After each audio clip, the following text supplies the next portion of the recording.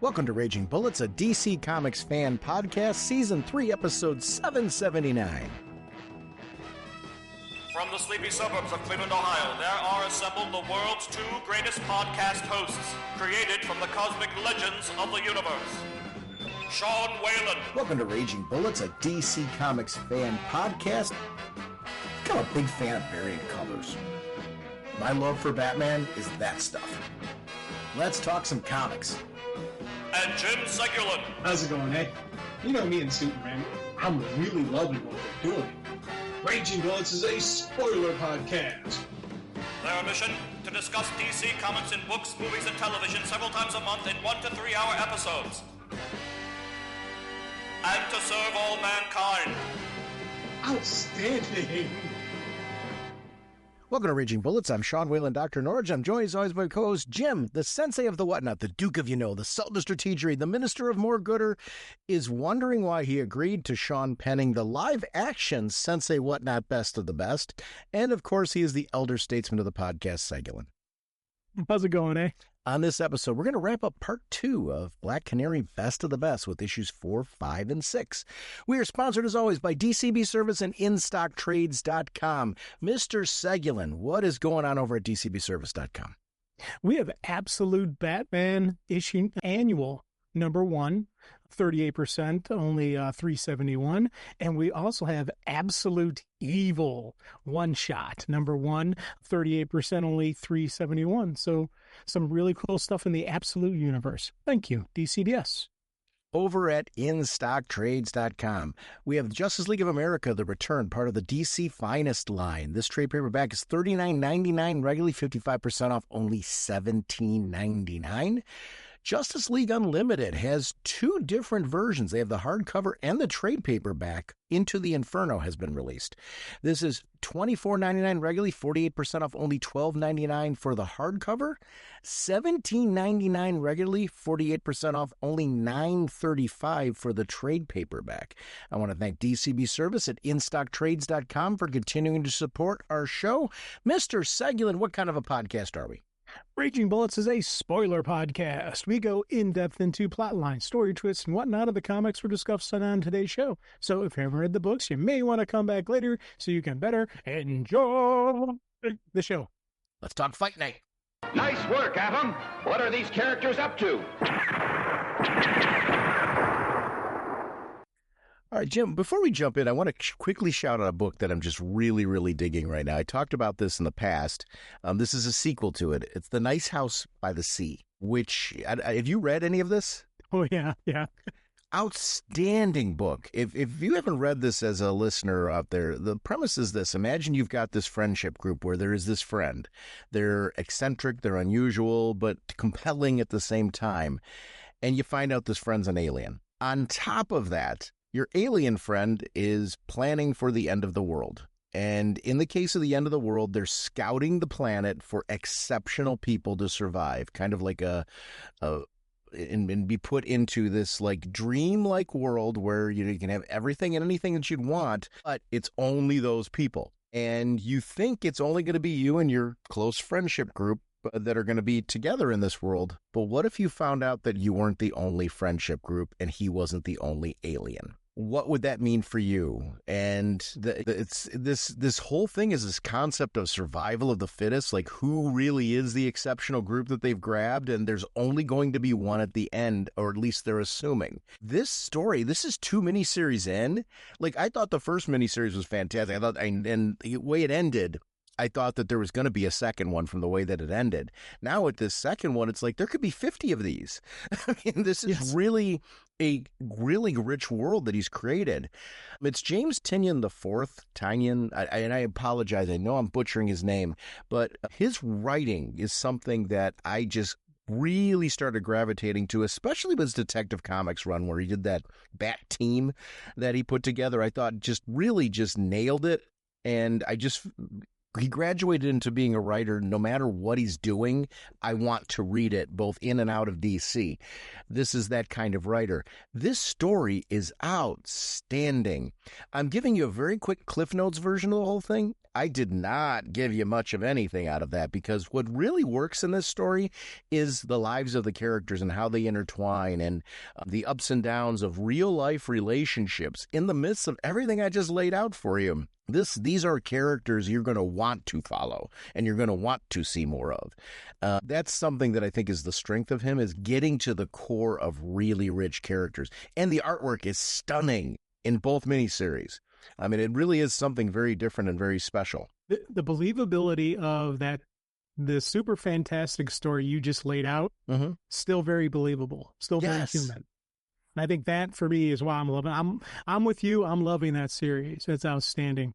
Yeah, I love sci-fi. You're right. I think you're hitting to the core of it. I love sci-fi that, yes, it's sci-fi, but man, it's grounded in all the right way. It gets fantastical, it gets wacky, but it is grounded in the most important ways, so you feel like you're really rooted in something that could happen.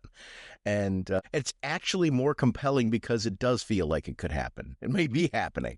All right. Jumping back into our story for today, Black Canary, best of the best. We're going to be kicking off with issue 4. We're going to wrap up this bad boy. Tom King is the writer. Ryan Sook is the artist. Dave Stewart on colors. Clayton Cowles on letters. Ryan Sook is the cover artist. It's Rachta Lynn and Kendrick Lim on the variant covers.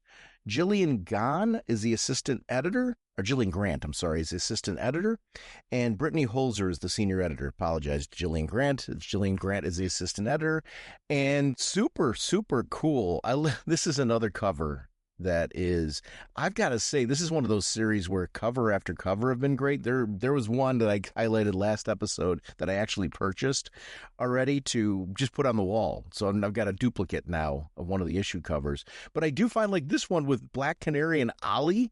Oh my God, is that a beautiful, because I love that relationship so much. This is a great one. It's funny. Last issue, I kind of, because I've read the whole thing, and I kind of spoiled a little something, and I forgot that it was issue 4. Because I loved all that stuff with Ollie and Dinah, and then after saying, I remembered, oh crud, that's issue 4, Jim. Yeah.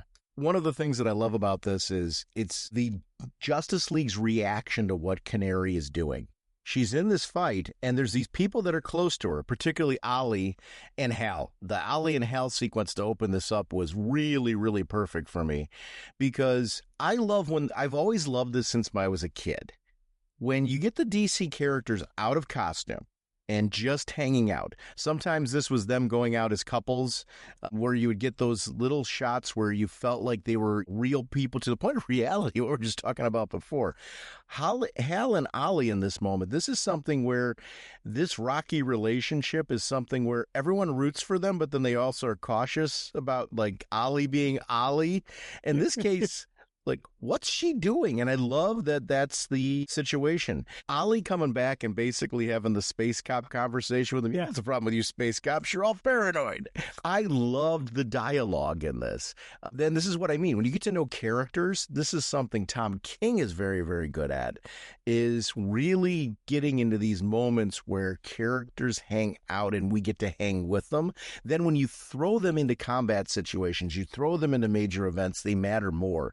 This was a great, well-written sequence. And Ollie suspects something else other than just the fight. You have to.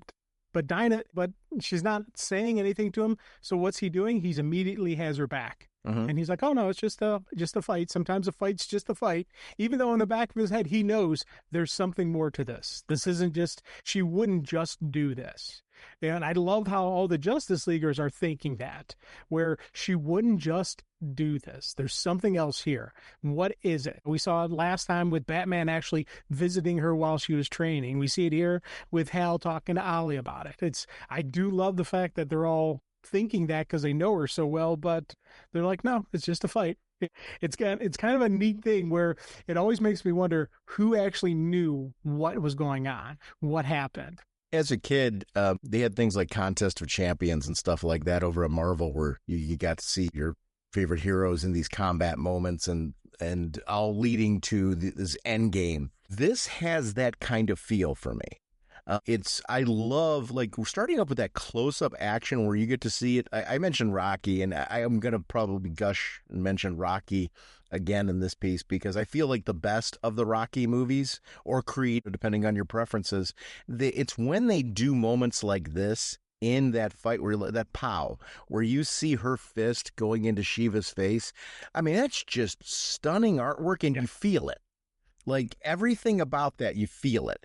I would love to know the source material that they used to kind of grab. Did they use film, television? Did they use real boxing fights? I don't know what they did, but boy, did they capture everything that I love in a good boxing match or boxing movie, because I like watching boxing too. I'm not a boxing aficionado where I watch everything, but when they're promoting like a big fight or something like that, I like to check it out, especially when it's a good one. The Tyson one that was on, we talked about that last time. I felt like the undercard was so much better than the main fight because I didn't know any of the people, but I did by the end of a couple of them. There was a couple of them where I was like, whoa, particularly the two female boxers that were going at it. Oh my gosh, those two were athletes. And I was scared by the end of that with those two. But there's some interesting parallels to that fight and this particular one in the sense of just how brutal that fight was. I felt like there's something. This could be in and of itself almost a recreation of that, in the sense that it was done because it was a good boxing fight. Nice. I actually didn't see that fight. I didn't get the Tyson Paul fight or any of that stuff. I saw all the clips afterwards and saw all the recaps of it and whatnot. So that was about as far as I went with that. But again, like you, I've seen a couple fights. I've seen more MMA fight than boxing, I think. Mm-hmm. I enjoy MMA over boxing for me personally.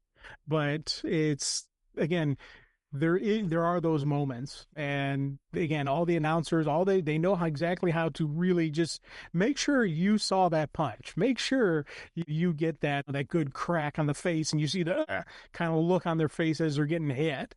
And I did dig that when they started going into this, because right into the beginning of round 4, Black Canary ain't holding back now. No, she's pissed. Shiva took down Ted Grant. That was it. That was the thing, like, oh, I'm going to hurt you now. And I love just seeing her open up. All her anger, all her rage, all the pent in hold up, and she is just unleashing in this round. And I love that. And I love the commentators are going on and they're catching on what happened. They're like, Shiva just insulted, she humiliated her friend, her mentor, her best friend. Black Canary ain't holding back now. This is full-on fight. And I loved the fact that they caught on it and they commented on it. They're still doubting her, though. It's very interesting. They're saying that she's showing all of her cards, but all she's got is threes instead of a full house like Shiva has. Yeah. I loved that analogy where they're sitting there saying, like, she's got a good hand. Don't get me wrong. But Shiva's still packing a full house with her, and she's waiting for it. But, wow, this is not the fight that certainly they were thinking it was going to be. In this case, Shiva was brilliant in what she was doing, because Canary was holding her own because she was holding her own pace. With what Shiva did, this has the potential, and I love the strategy of this, to break down what Canary was planning to do, because of the fact that when you're pacing yourself and you're trying to go 6 rounds, I don't know if Shiva picked up on that or whatever. Shiva at least picked up that there was some kind of pace that Canary was trying to play here. She took Canary out of her game and put her into hers, pulled her right in by saying, I'm done with you kind of playing me on this one. I'm going to start playing the instrument here, and you're going to start emotionally reacting the way I want you to react. Shiva wanted this, which is really, really interesting to say that give me your best right now. And she also is going to wear out the gas tank, which that's got to be the intention there. It's like, give me everything you got right now, so that way I can start picking you apart afterwards. That's got to be the thought. Well, 100%, because you think about it, Shiva, I'm pretty sure Shiva doesn't know she's throwing the fight in the 6. Uh-huh. And Shiva's probably thinking Canary's strategy is to wear her down, go for the long game, go for the long fight. So if that was Canary's strategy, you wanted to turn it, you wanted to change it. She just got her to change her strategy. She's now fighting Shiva's fight, and Canary won't last 6 rounds at this kind of pace.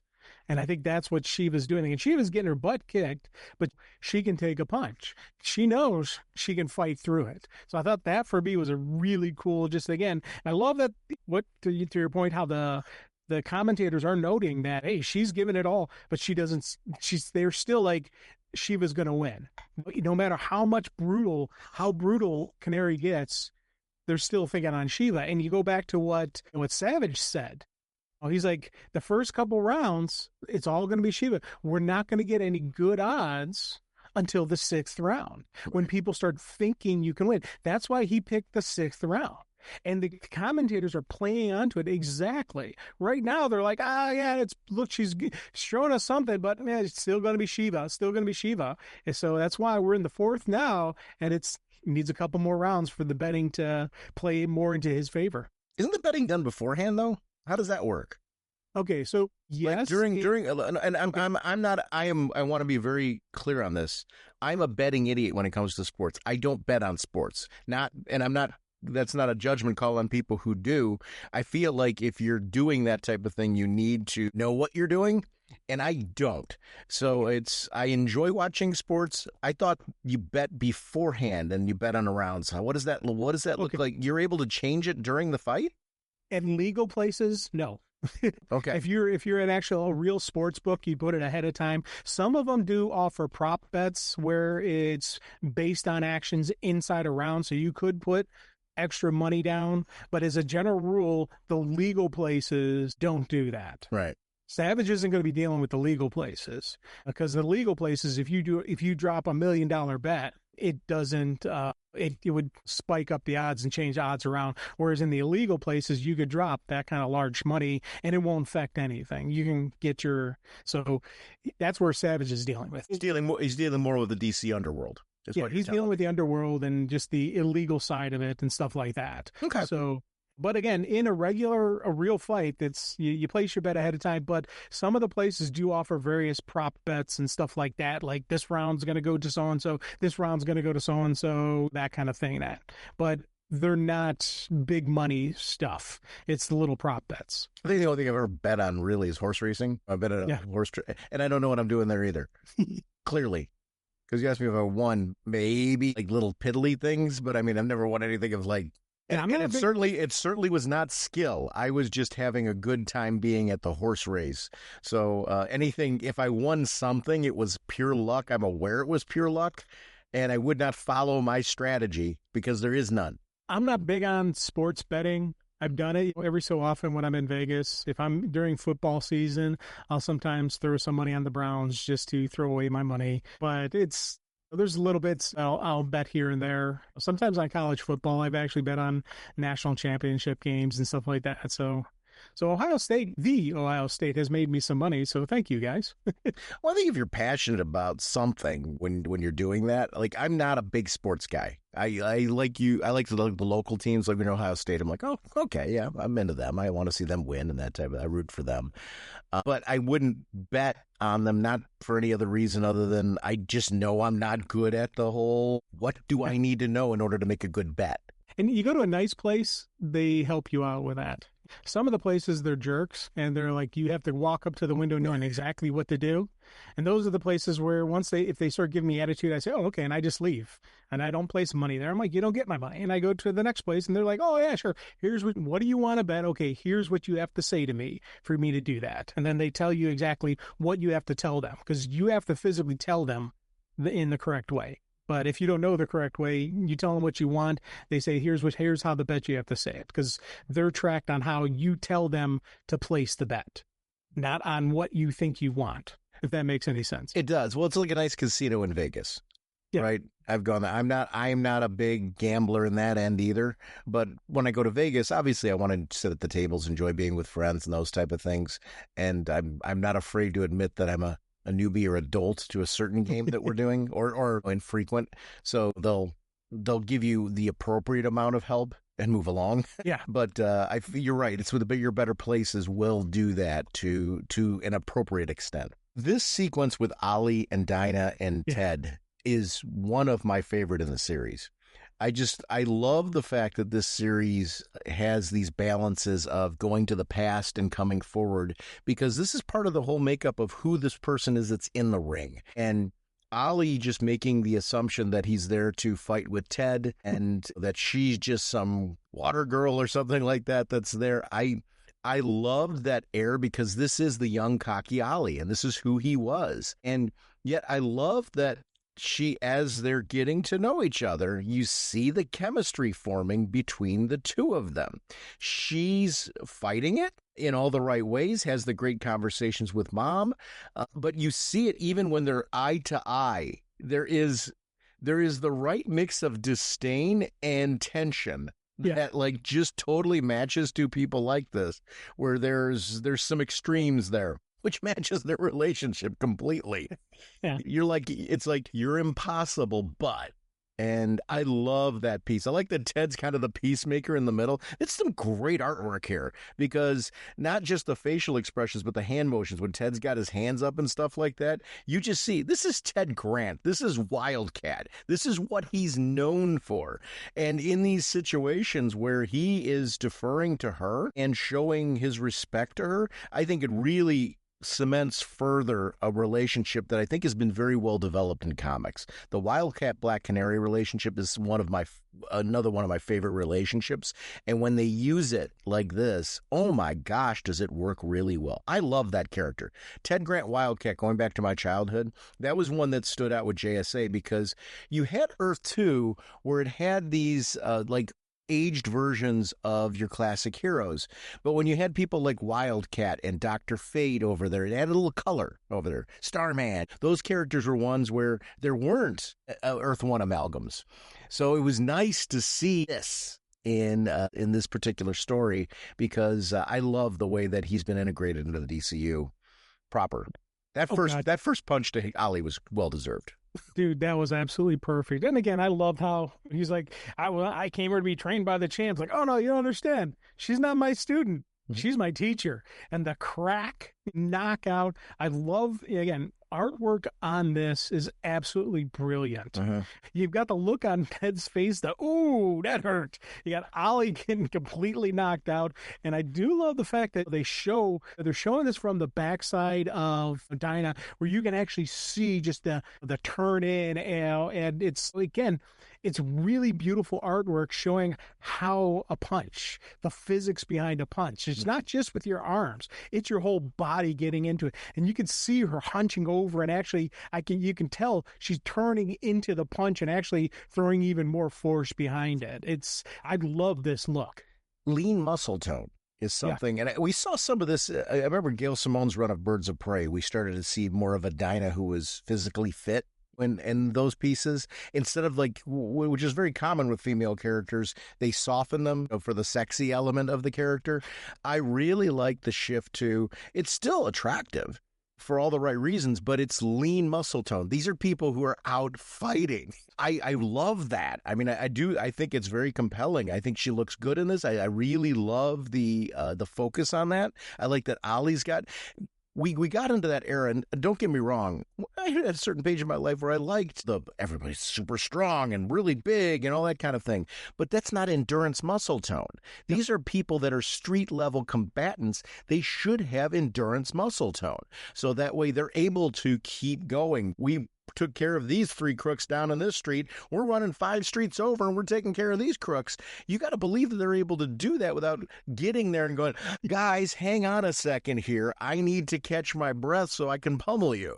I mean, I love the fact that when I look at them, I'm like, these are people that can do that. They can go. Like, oh my gosh, they've worked at this. There's a diet and a physical strategy to what they do that's just insane. And that track just has all of that built into the artwork. I think that's really, it's a talented artist that is able to still give you that sense of sexual tension and sex appeal between two characters without taking away the fact that these are athletes who are physically fit and physically compelling. This really, the artwork in this has really blown me away in the fact that it's kept that throughout it. And these are still the same characters that we've seen in some softer portrayals. Which I think is an important piece. Being able to do this shift subtle But being able to do this shift, it's important in this, and it adds a realism to this. I think it's one of our biggest focuses. We actually talked about it when we were talking about Nice House by the Sea, the certain elements of realism to that storyline. I feel like the artwork is equally doing that here. Shiva, when you see her coming down to the mat, I mean, as she's catching herself with her hands, you see the muscles reacting. And I love that. I mean, that line work is really, really solid, where you can feel her catching her hand underneath her as she's going down to the mat, because you see that physical motion. It's something that it's hard to get that just right. And that's why I'm like, I would love to see or know more about what source material was used in order to achieve that, because everything has the right motion and the right feel of what that looks like. And that's... Yeah, oh God, yeah. And again, I love going from the past right to the present, fitting, beautiful flow through into the current fight, knock down Shiva, then stomp on her to keep her back down, and then just go for the arm bar and just wrenching it in and just basically tearing the arm out of this socket. I loved those sequences when she's first getting the arm in there and she's like, show them who I am, scream. And I loved that, yeah, she got Shiva to actually scream. That was absolutely brilliant. I love that she's so angry that she's almost forgetting that she needs this to go 6 rounds. Yeah. Because she's doing some of her kill shots right here. This is where, I mean, really for this purpose, but she meant for her to scream. And there's a difference between screaming and surrendering. She wants her to give pain out at this moment. And that was something that was really, really necessary from her. This is escalating this fight. And that's something, when you're going to do a 6-issue series like this, and you're going to keep it interesting, you don't want every issue to be another similar round. The drama of this, I love that we're reading it this way, where we're able to read the whole series. And I went back to the beginning and reread it all again in preparation for this episode, just because I wanted to, which says something about this miniseries. Is just the fight, the combat sequence. I wanted to see this fight in its entirety. And that part is really, really cool. The sequence is good. Your question for you. Did you do this? Because I did this, by the way. After I went back and I just read the fight stuff. No. I didn't. I went through and I skipped over all the other stuff and I just focused on just the fight. So I went from fight. And when it wasn't a fight, I just fast forwarded through it until I got to the fight. And I just read the present day fight. How was that? Try that. Oh, that was fun. Yeah. That was again, I've read this thing more than I normally read for the show. And doing that last read through, I was like, I wonder how that would read. That reads absolutely brilliant. Just the fight itself. And yeah, it's cool having the flashbacks and the flash forwards and all that tying in, but just on its own, this fight reads incredibly. Yeah, it's funny that you're mentioning the fact that you read it more times than you normally read things for the show. I did the same thing. I didn't do that piece. I didn't break it down like you did. I was actually, when the second you said it, I'm like, no, I didn't do that. What is that like? I was like, immediately, that was kind of cool. I think it's worth noting that when you do read a series and it leads to that, because we're reading other things. Like I love reading comics. So it's sometimes when you're focused on one that you're doing for a podcast, there's that time that you're giving up that you could be reading new stuff and catching new storylines. This did not feel like that at all. It felt like I wanted to spend more time with this book. I'm not sure I'm done with it yet. Like when we're done with this recording, I'm not sure I'm done yet either. I just because I really enjoyed this. This is a favorite that I think I will revisit in the future because of it. It's one of those that I'm going to be very, very, I don't have it collected. I have it in singles and I have it digitally. I don't have it in a collected version. And I haven't actually looked at what the collected version of this one looks like. This is one of those that I've got this reading area in my basement, my back basement, where I have these shelves I'm putting up where I put some of my statues and stuff. And I feel like this is one of those books that I need there. I just grabbed 2 omnibuses for that because they just released this month Absolute Darwin Cook for DC. That's part of the August piece. Of your Darwin Cook fan, be on the lookout for this book. It's another one of the Absolute editions. Darwin Cook artwork in an Absolute edition. It's kind of like, yeah, duh. Dang. Like, I need that. It's like, really just put it in my list for me. But the other piece that they did is the Hitman Omnibus Volume 2. And I'm a big fan of Garth Ennis's Hitman. So I didn't have the first omnibus. I have this in singles, but I've talked over the years how I love these omnibus editions. Mainly it's because of what I just mentioned. I like having these on the shelf, really easy to pull out the series and start reading my way through it. I've set up a reading area, and I've got a speaker back there that I can play music out from my phone because I like playing superhero soundtracks in the background. And I'll put like Star Wars stuff on and stuff, like some of my favorite movies from over the years where it's instrumental soundtracks I will play in the background. I will say this, one song that's snuck into the mix is that Iggy Pop punk rock song from the Superman movie. Yeah. That one, because I've got a Superman mix that I'm playing right now that happens to be on there. Even though it's got words, because I usually don't like words because it kind of distracts me. For some reason, that one just kind of makes the mix. I'm just because I'm so Superman. I'm wearing a Superman shirt right now. I'm so into the whole Superman vibe right now. By the way, August 26th, Superman releases digitally. Which means I'm sure the physical edition does too. I want to see it again this month at home. Start the multiple, like 87 rewatches that film's going to get. But rewatch and pause when you can pause and go, oh, look. Yeah. Yeah, I don't know. The dissection of it, yeah. Yeah. And I do on my treadmill. I watch a lot of movies and shows and things like that. We're doing Mask of the Phantasm this week for Is It Jaws, which is going to be an upcoming release, and I'm rewatching that, and I haven't seen it in years. I've been watching a lot of the animated series again, but I haven't seen... Have you seen Mask of the Phantasm? Like, when was the last time you saw Mask of the Phantasm? Oh, God, it's been a while. It's been a long while since I've seen it. It's worth a watch again. I mean, like, really good. I mean, I know it's kind of like, it's the Batman the Animated Series, but I tend to think of the animated series as these single episodes that I go through and I watch and enjoy that. Sometimes you forget about the movie. And that one was meant to be, the pilot for the show, which I didn't know that. I'm doing some reading on it, so don't quote anything I'm saying here right now, just because I'm starting to prepare myself for that episode. But I thought that was what the original purpose was for that, because it's not a long movie. It's a little over an hour. Yeah. But I remember watching that in the theater, because it was 93, I think it came out. The animated series had been out for a while, but it was nice to see that on the big screen. And it's good. It's really, really good. So if you haven't watched that in a while, it's worth watching. It holds up. You're supposed to be my role model. And I love when we get to see Dinah with her mom.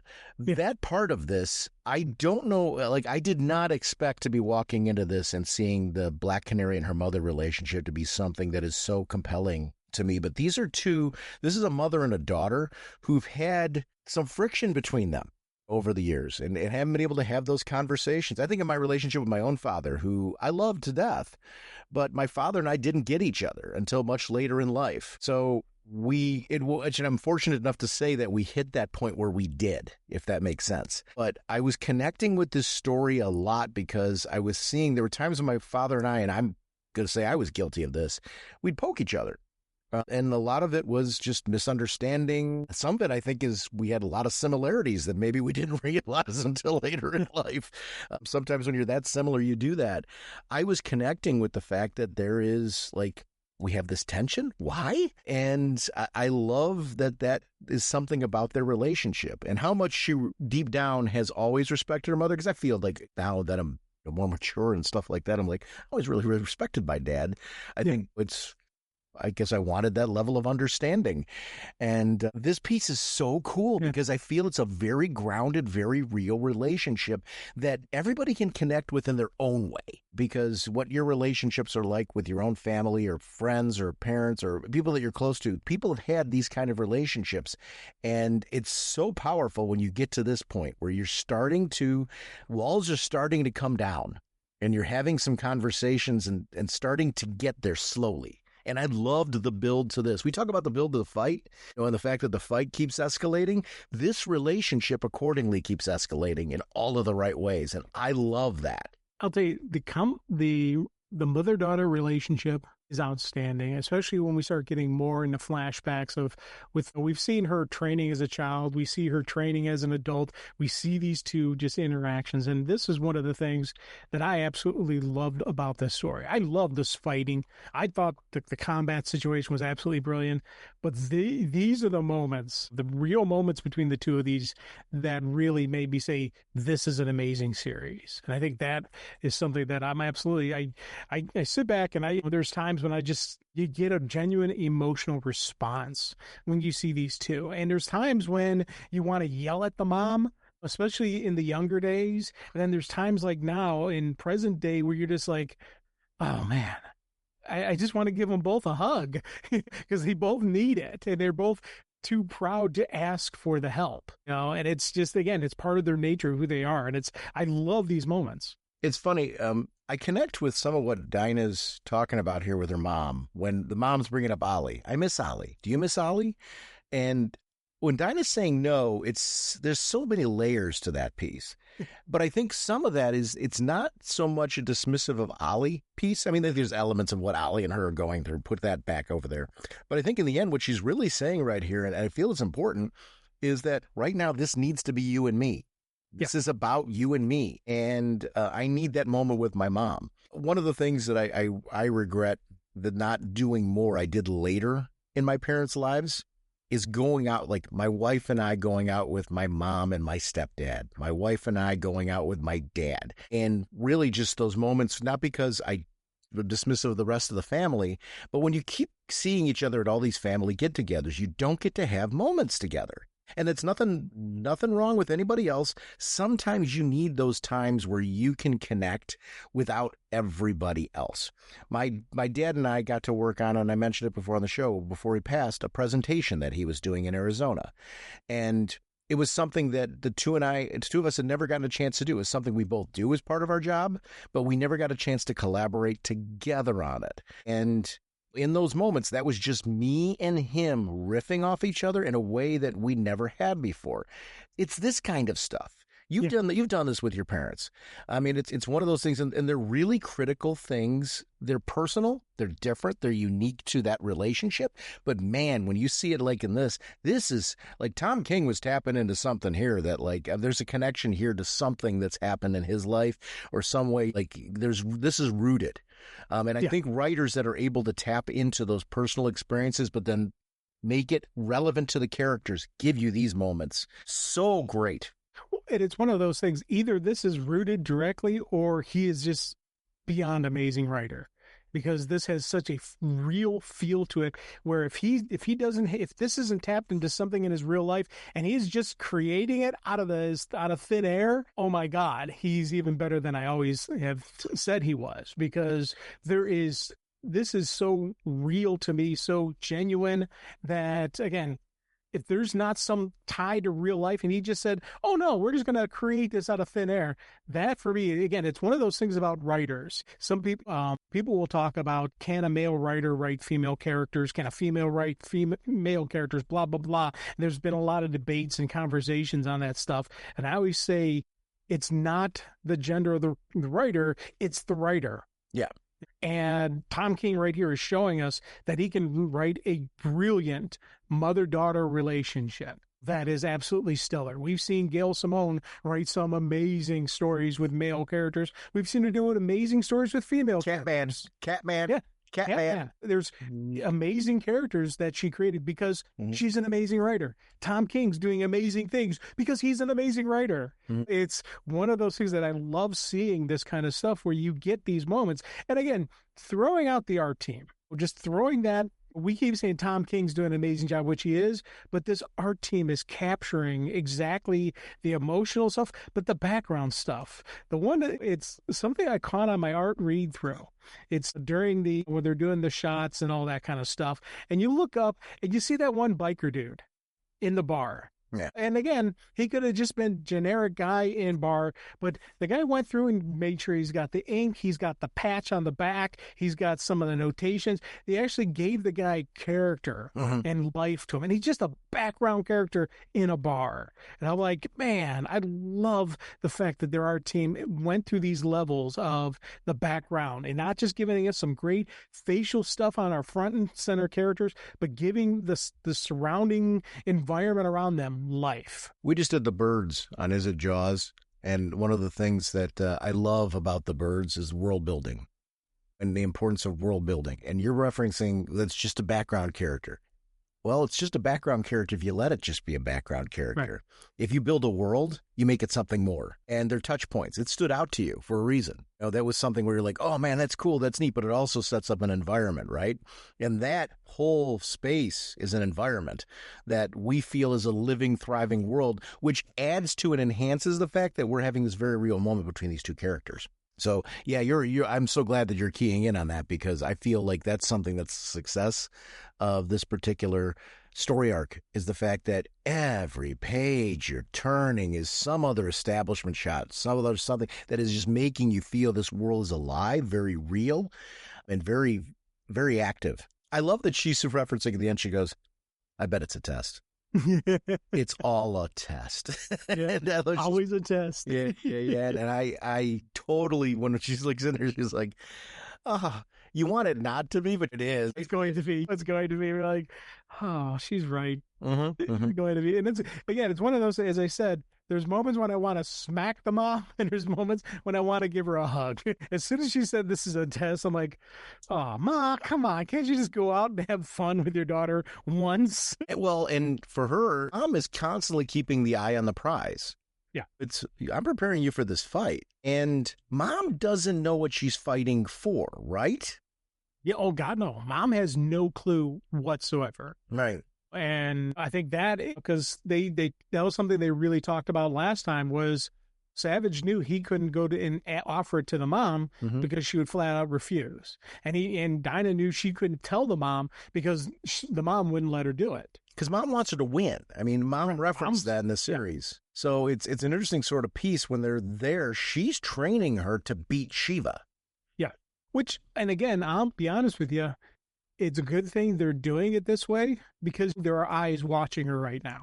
Oh, yeah. And there are various betting people and all that stuff that are following both her and Shiva's training, watching, saying, is she actually training? Is she fighting? And they're seeing what she's going through. So, again, it's all affecting and the underworld, the betting, and just making sure there's not something funny going on in the fight. I love that there's things that are happening off camera.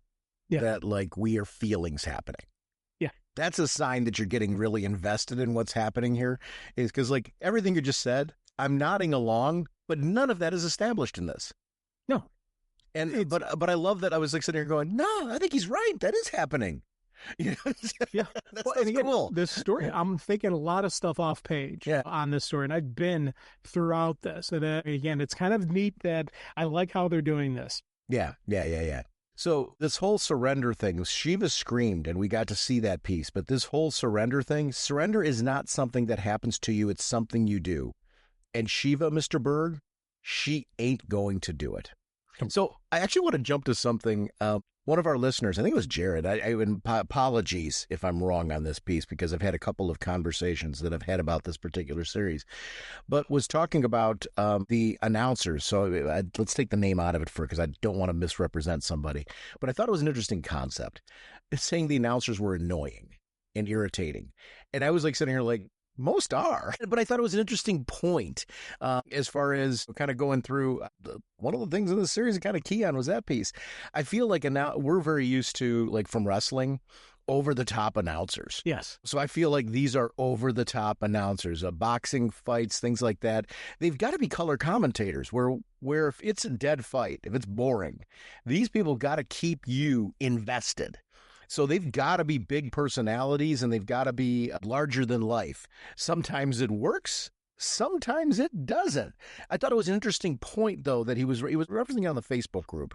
And I thought it was a good point where I'm sitting there, no, that's right. They got some personality to them. And and I would imagine your mileage on any announcer is going to vary. You and I, over the years, we grew up being big wrestling fans. I'm sure our favorite announcers are going to have some parallels, and some of our favorite announcers are going to diverge. It's you like that person. I find them annoying to tears. You and I were big fans of Don West.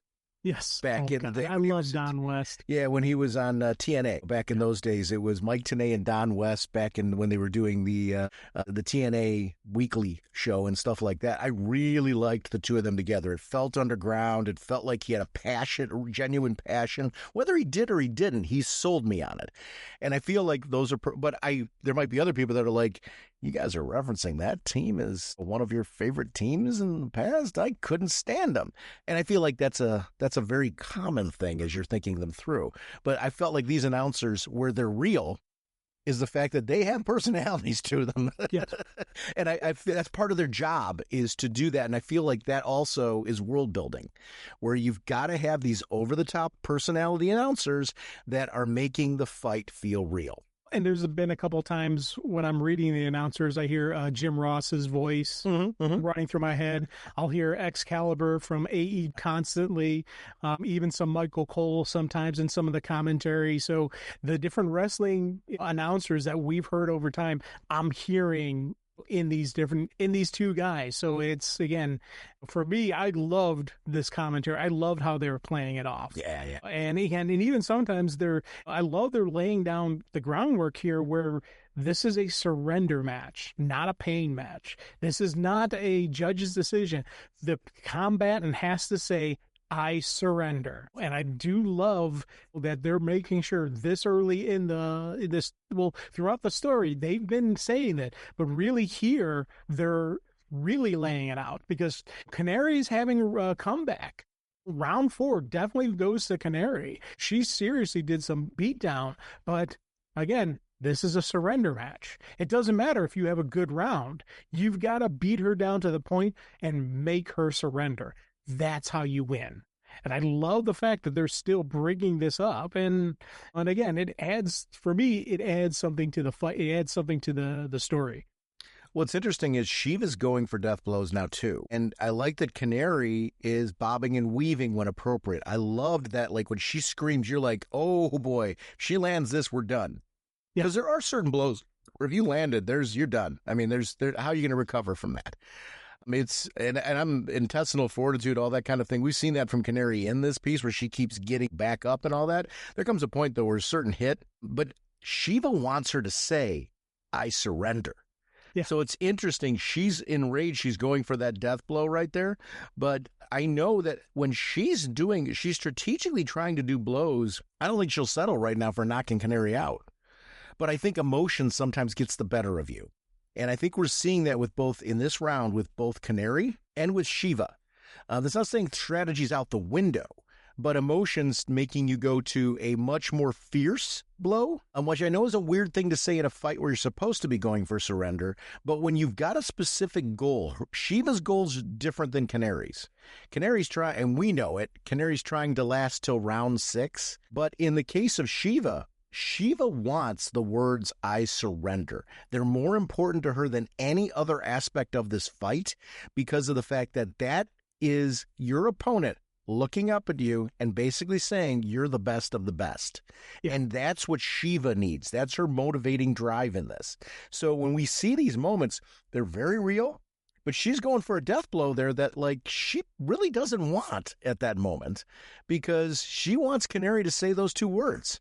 It's interesting. It's an interesting fight to analyze. Oh, God, yeah. And again, I love just the viciousness that Shiva's going through. Again, this is the best assassin in the world, the assassin's assassin. Mm-hmm. And I love that she's going in, no matter what she's throwing at her, Dinah just keeps coming back, and she just keeps coming back. It's just an absolutely brilliant story of them. But also, I love how it kind of starts mirroring the past with Ollie. You have this initial brilliant fight going on, then you go back to the past where Ollie's sitting there and Dinah's like, okay, let's give him the right, let him dodge it, come with the left and see how he goes down. He's like, what? I know it's coming. He's down. I love the fact that exactly how she called it is how it happens. Mm-hmm. Again, it shows just the level of, and we've seen her in training when she was a little kid, she's being trained to do this. So she flat out knows how the fight's going to play out. So as deadly of an assassin as Shiva is, Canary's just as deadly. No matter what. Yeah, you want to say the one's a better fighter. I'll be honest with you, I don't know. For flat out purposes, I don't know if you could truly say Shiva is a better fighter than Canary, because they've both been trained as hard and have the knowledge of fighting. I would make a strong argument that this story tells something else. Yeah. I mean, we're going to get there, but I mean, I feel like I think we do have an answer. Yeah. Well, these are the moments for me that I first started thinking that. Agreed. And I thought that was something. That wasn't me, and that was not me. That was not me disputing you. It was more I'm like sitting here like, oh, and that's where the story gets good, right? I know. Exactly. We're 4 issues into this piece, and it's a fight, and we feel that. I mean, that's the important part. Is as a reader, we feel that. Remember, and it's funny. Back in the Justice League when she was made the chairman, and we had that great sequence where the Trinity had that pocket universe. Yeah. And she just comes walking in with her own chair. Oh, there's no chair for me. And she just sits down at the table with the Trinity, bringing her own chair in. That strut, that confidence. That was something you and I both loved about her as the leader and why we were like cheering when she was the chairperson for the league. We're, again, seeing that confidence. We're still seeing that same strut in Canary. It's one of the neat things about this character. And when you get the writers who understand her groove, who like, okay, this is who she is. You really see that. It comes out brilliantly. Yeah, what worked about that so much in that Justice League sequence was the fact that she's breaking down the wall of, listen, I get you guys are the Trinity, but if I'm going to be the chairman of the Justice League, we can't have any more of this elite. Yeah. You guys can't be that. I've got to have a seat at this table so that we're having a conversation about things. You can't be having this, like, I don't need puppet masters. That was really, really great writing. This sequence with Ollie, it kind of builds off of what you've just been talking about right now. Why is Black Canary so good in this fight? What is it about her? She not only has been trained, but she trained others. And seeing her with Ollie and seeing what that looks like and how she and Ted are working together in this piece. Ted's obviously an act. It's when you're working with other trainers, when you're training people, it's a combination of all those pieces. You learn from that. Watching Ollie fall, like as the fight's going down, I love when she walks up to him. This was a cool moment because I've been talking about how physically fit she is and all that, and how she's got that lean muscle mass. But you also want to throw in there, like, where are the moments where there's touch points where they start falling for each other and what that looks like. Ollie's flat on the mat, and she has that great line where you fall pretty good. He looks up at her. That is a stunning panel. Yeah. Where you're seeing the light behind her, shining behind her. She looks stunning. Same physically fit, lean person that we're talking about, but she looks stunning in that sequence. And you need to throw those in there as a reminder of this is what Ollie was looking up at. And it's breaking down the walls where at a certain point in time, they're poking each other left and right. Where's the moments where they start falling for each other? It's that balance is really interesting in all of this. They give a lot of economics to character development throughout this, and this is such a good miniseries because of it. I love those pieces. And I love the Green Arrow, Black Canary year one kind of story they're telling of this. Yeah. Right? It's really laying out why. Again, we know why he would fall for her. It's obvious, but I do love them showing the build, showing it. And even like you have that great moment, you go back to the ring where it just does a backbreaker on Shiva and is just giving more of a beatdown. And then you go back to the past. And I loved talking to Mom through multiple texts and just talking about, hey, there's a boy. So there's a boy. Cute? Doesn't matter. Oh, yes, it does. Any good? No. Your father was terrible at everything. I'm not marrying him. Who said that? I'm not good with boys. Shush. You're my daughter. You're perfect. You don't believe that? You could be. This is sweet. What do I say? This is sweet. Is that helpful? You never asked before because you always tell me. Well, then do that then. And I love just that is going back and forth, how they just laying out the conversation between mom and daughter. And again, it builds on her and Ollie's relationship, but also does still show more of the mother-daughter relationship, where even when she's asking for help, they're butting heads, because they are so similar in who they are. It's absolutely, I love just the realism of this story. She went all Bane on Lady Shiva. I know. We have to talk about that. I mean, that was so cool. And I actually disagree with the announcers on this one. They're sitting there saying this is luck. No, it's not. This is skill. Yeah, I mean, This is pure skill here. And this, again, this is showing what... Shiva didn't slip on a banana peel. I mean, this is a fight. I mean, and that sequence where I would actually say, though, when they're talking about sheer, unmitigated, and then they started going to unearned, undeserved, unwarranted, unmerited, like, oh, no. I agree with the sheer unmitigated. Rage and strategic skill. She is angry, but she hasn't lost her marbles. I mean, that's an interesting line to cross there, because you can let rage overtake you where now you're making mistakes. You're overextending yourself. Canary's not doing that. Canary is strategic, and she is doing blow after blow after blow, bobbing and weaving. This is an important round for. If we're voting on a round, this is Canary's round. Round 4 is Canary's round. Shiva's doing some really impressive stuff, but Canary, as far as, I mean, my gosh, she picked her up and did. This is what Shiva was trying to do to her, and she went and did it with the Bane moment. Yeah, and again, going along with what we said before, where it's got to wait till round 6, we're in round 4, and everyone's still saying there's no chance. There's no chance. That's why the odds aren't going to be there, because everyone is still thinking, even with this vicious round, they're still saying, she still has no chance. They got to wait until another round of beatdown. They got to wait until another round of fight and all that to actually get people that are willing to pay out a better payout on putting on money on Shiva. And I think that, again, it's kind of neat in how the announcers are echoing what Savage said. The artist watched people text. Yeah. Because I really, really love the texting sequence where we're seeing Ollie sparring with Ted Grant and all that. But I love the expression, like when Black Canary lifts her head up at one point in time while they're texting. That is so what people do, right? I mean, the visuals of this are real texting. People are sneaking this while they're watching other things. This is today's phone society. This is what's happening. Of course, she's doing it on a flip phone because of the era that it was, which again sets the time. So she's texting mom on a flip phone. So which would fit the era. I loved that attention to detail as opposed to having a traditional smartphone. In the meantime, the fact that she's texting what she is on a flip phone shows that she texts quite a bit. Yeah. Because my fingers did not work as well on a flip phone. A lot of people's did, not mine. So that in and of itself, I'm impressed by.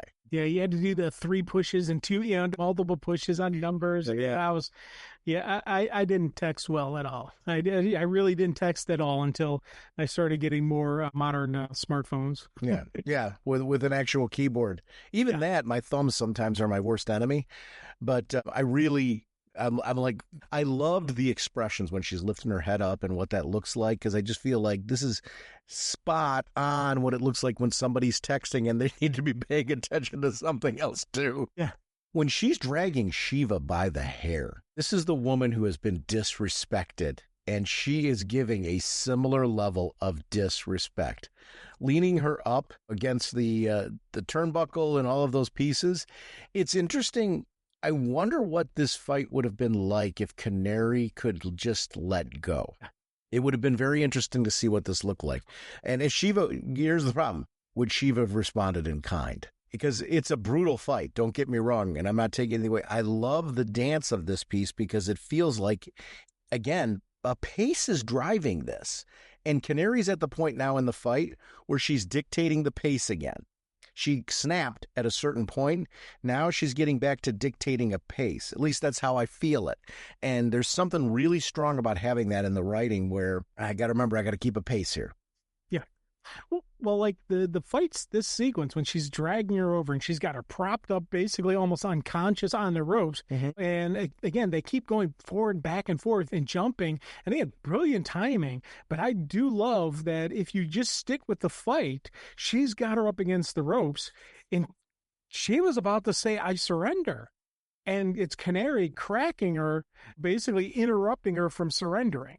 She had, at this point in time, Shiva ready to surrender. But again, she can't win the fight, and she's got to go to the 6. So she's got to keep punching her to keep her from actually surrendering. I thought that, for me, was a brilliant way they handled it in this fight. Yeah. I loved the mom's whole thing turned out to be a test. Yeah. and we get to see it. I just like the way that it paced. I like that she forgot about it. And the reason why I like that she forgot about it is because she was having real moments with her daughter. Yeah. And I like that they did the right balance of, we're not taking anything away from the moments here. Black Canary was right. This was a test. And I love that, even though she wasn't ready, Ted's not stopping because this is a test. So I like that it just kept going in spite of that. I like that she dodged Ted's punch, but that the whole thing was the test that it was meant to be. Yeah. The continued fisticuffs with Ollie, where now she's in the ring with him. We needed to see that at a certain point in time. I felt like that needed to be a part of it. She's also she punched him and she's not wearing gloves. Yeah. Well, again, I love this sequence. This was a brilliant, because he's like, hey, I'm doing better, right? And she's like, yeah, I'm getting better. And he's looking for that justification. And her answer is just, bam, punches him. You should have seen that coming. You should have ducked. Oh, and you're going to be my boyfriend now, I guess. That sequence had me laughing my head off because I absolutely loved how that played out. And then I love the fact that Ollie's like, yeah, okay, let's do that. And he's on board with it. It really does show the life that these two have had. I like the active participant in she's dictating, this is going to become a relationship now. It's just an interesting sort of piece. It adds to her appeal and who she is. I get them as a couple. And I get why they keep getting drawn back to each other. There's a chemistry there that's unique. It's certainly never boring between them.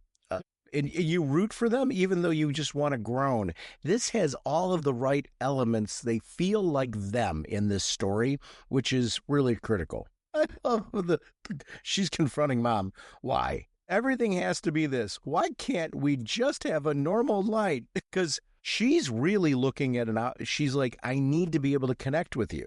And she's recognizing there's a ticking clock here. Yeah. And that she needs that time with her mother. And when the mother's hugging her close, I love you. I have faith in you. I'm so damn proud of you. Dinah's like, she's like, is this another test? This issue ends off with that great moment. As you mentioned, the pummeling and all that, where the I surrender she's not allowing her to say it. She keeps interrupting it. But again, it's the pace piece.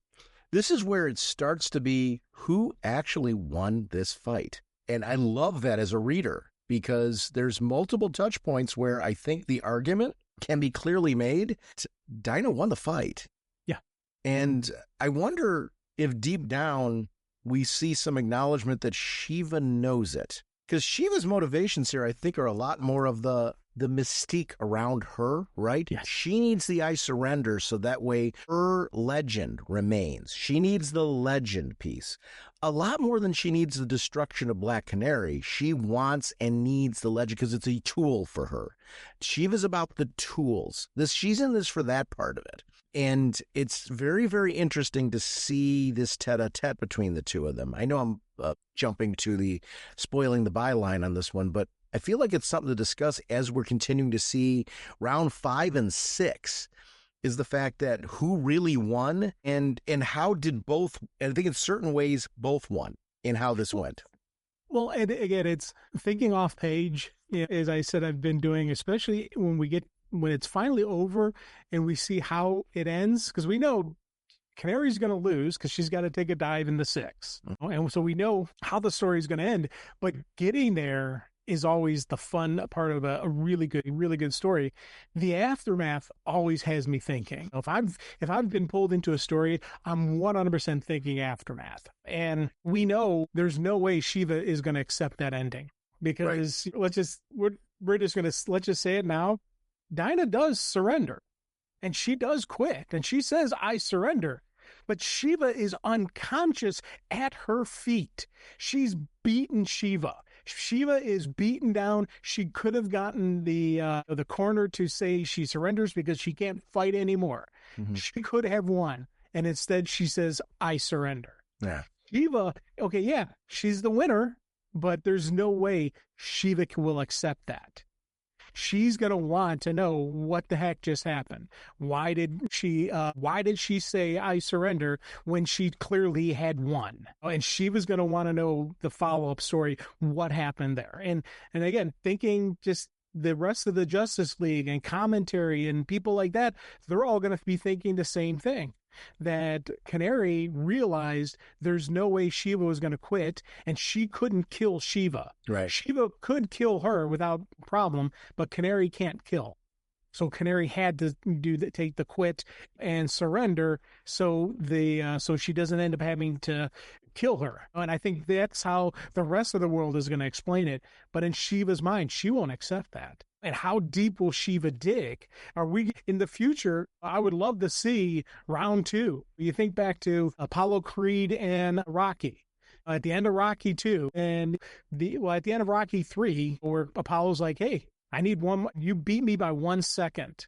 You and I, no fanfare, no press, just the two of us beating on each other. And you have that moment when you don't see it and it's all off camera, and you don't know who won that fight. I absolutely, and again, I'm wondering, are we going to get a moment like that between Shiva and Canary in another story? And I don't know. I'd love to see it. But again, I do and I don't want it.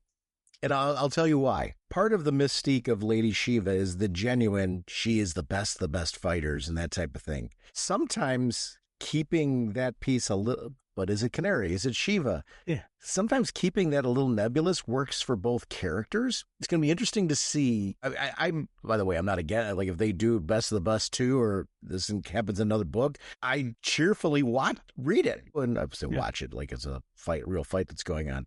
But it's one of those things where there's something important to this book protected both of them. If that makes any sense at all. This would be a great way this is an example of how you set up a good wrestling match, right? Whereas the fact that both participants were protected in how this went through. And it was a great story for that purpose. This cover for issue 5 is another one I want to spotlight as being a favorite, mainly because I so loved when Birds of Prey did the shift in Black Canary's outfit. It was a subtle shift to starting to get to this kind of more modern version. It's like what Nightwing goes through, right? Where his costume is updated from time to time to make it work for the time. It's still the Nightwing costume, still identifiable for that purpose. But seeing the mom's classic outfit, which is the one I grew up with, matched with Dinah's current outfit, I think it's just a stellar version of the Black Canary outfit. This cover just works so well for me on so many geek out levels. Seeing the two of them fight together and I love that. I loved everything about what this cover was laying out in the continually evolving relationship of Black Canary. One of the, again, echo everything you said, 100%. But again, little art things that I noticed that I absolutely love. Mm-hmm. On the one bad guy who's lying face down, on his butt you've got the boot imprint, and it's the combat boots. It was Dinah who, after kicking him around, gave him one more good solid shot, knock him down. I love little subtle stuff like that. I like when it's clear an artist is having fun. Yes. And I mean, and I think those things are done for that purpose. Like, people think this is cool, and what? Right. It is. Flat out. As we're flipping the page and looking at, they have an ad for Absolute Green Lantern. Are you caught up on that? Yes. That's a great series. Oh, God, yeah. Oh, yeah. I've been keeping caught up on the Absolutes. Yeah. Yeah, on all of that, on that whole universe. I'm loving that universe. Yeah. So it's if you're listening to this and you're not reading that book, you really should. It's a very, very different take on Green Lantern with the right amount of foundational stuff that you would want. Yeah. So seeing the mom and the daughter now at this stage, this was something that I'm so glad. This is why this needed to be a 6-issue miniseries, because you need to be able to put in moments like this where all the pretense is taken away. Mom's in the hospital and now they're dealing with that. We've seen her collapsed on the floor. We've seen this progress. We need to see her at the stage where this is motive. Why is she doing this? Where mom is at right now, there's an opportunity for her to do something to save her mom. And we need to start feeling like, as we're in round 5, what is keeping her going? And what is keeping her from letting her emotions take over and getting Shiva to surrender? Yeah. She has the toughest time in this one because here's the problem. She can win. Yes. She 100% could win this fight. Yeah, and to know that, and to be strategically at that point where I've got to pace this to round 6, but I could have taken it in round 4. I could take it in round 5, but it's got to make it to round 6, and I've got to find it in myself to surrender when I don't want to anymore. She wants to win now. And that's the stance in round 5, the focus in round 5. This is a Black Canary who wants to win this fight, and that's going to be a real struggle. When you are sitting there saying, I've done all this, I've gone through all of this, I can take her. Yeah. And I love the fact that we're starting this round off, and the announcers are now starting to say, hey, she's a serious contender here. We were blowing her off her odds and saying, she had no shot. She's starting. We're looking at this. She could be the new chairman of the board. She could be right. She's there. And I do love the fact that the announcers now are starting the 5th round. They're starting to get behind it.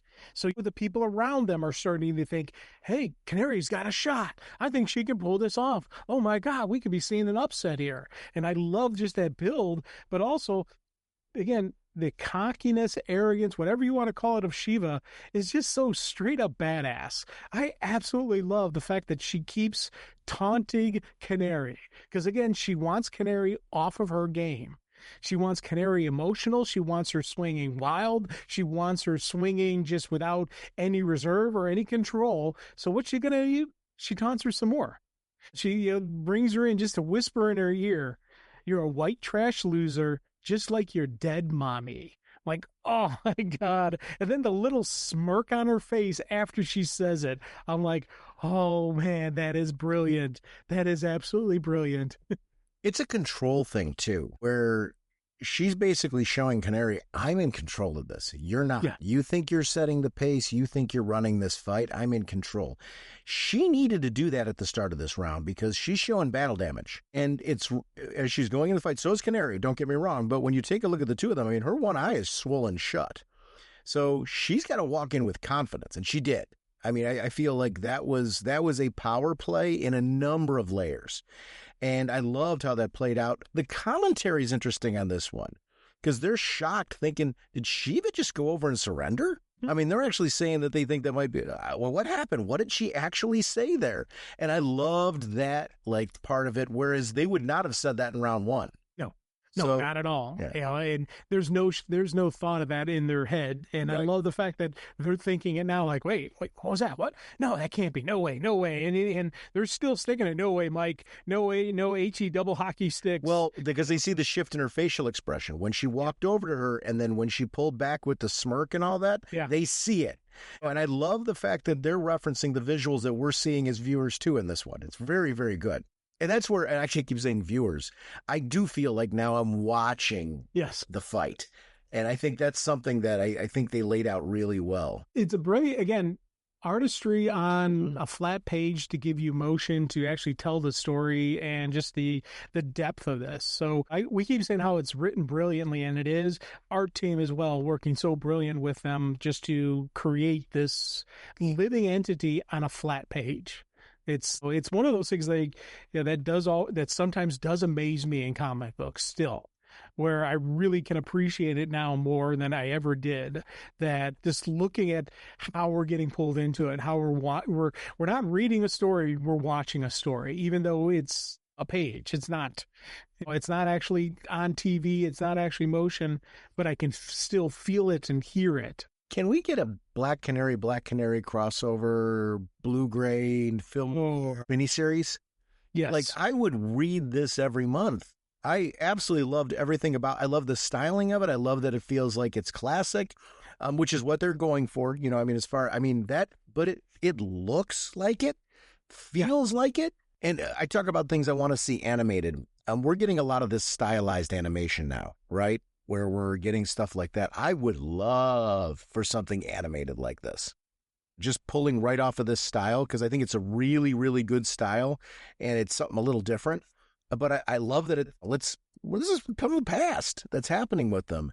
Seeing the mom and seeing her extend the hand to her daughter, and this is a training session between the two of them. This whole idea of being a superhero and what that looks like. I love that Dinah's like, I did not want to be a superhero. I just wanted to be you. And this idea of her being this daughter who is looking up to her mother, wanting to and some of that is, I want to connect with you too. That's part of the piece. She looks up to her mother. She believes in her mother. She wants to be like her mother, but she also wants to connect with her mother. Yeah.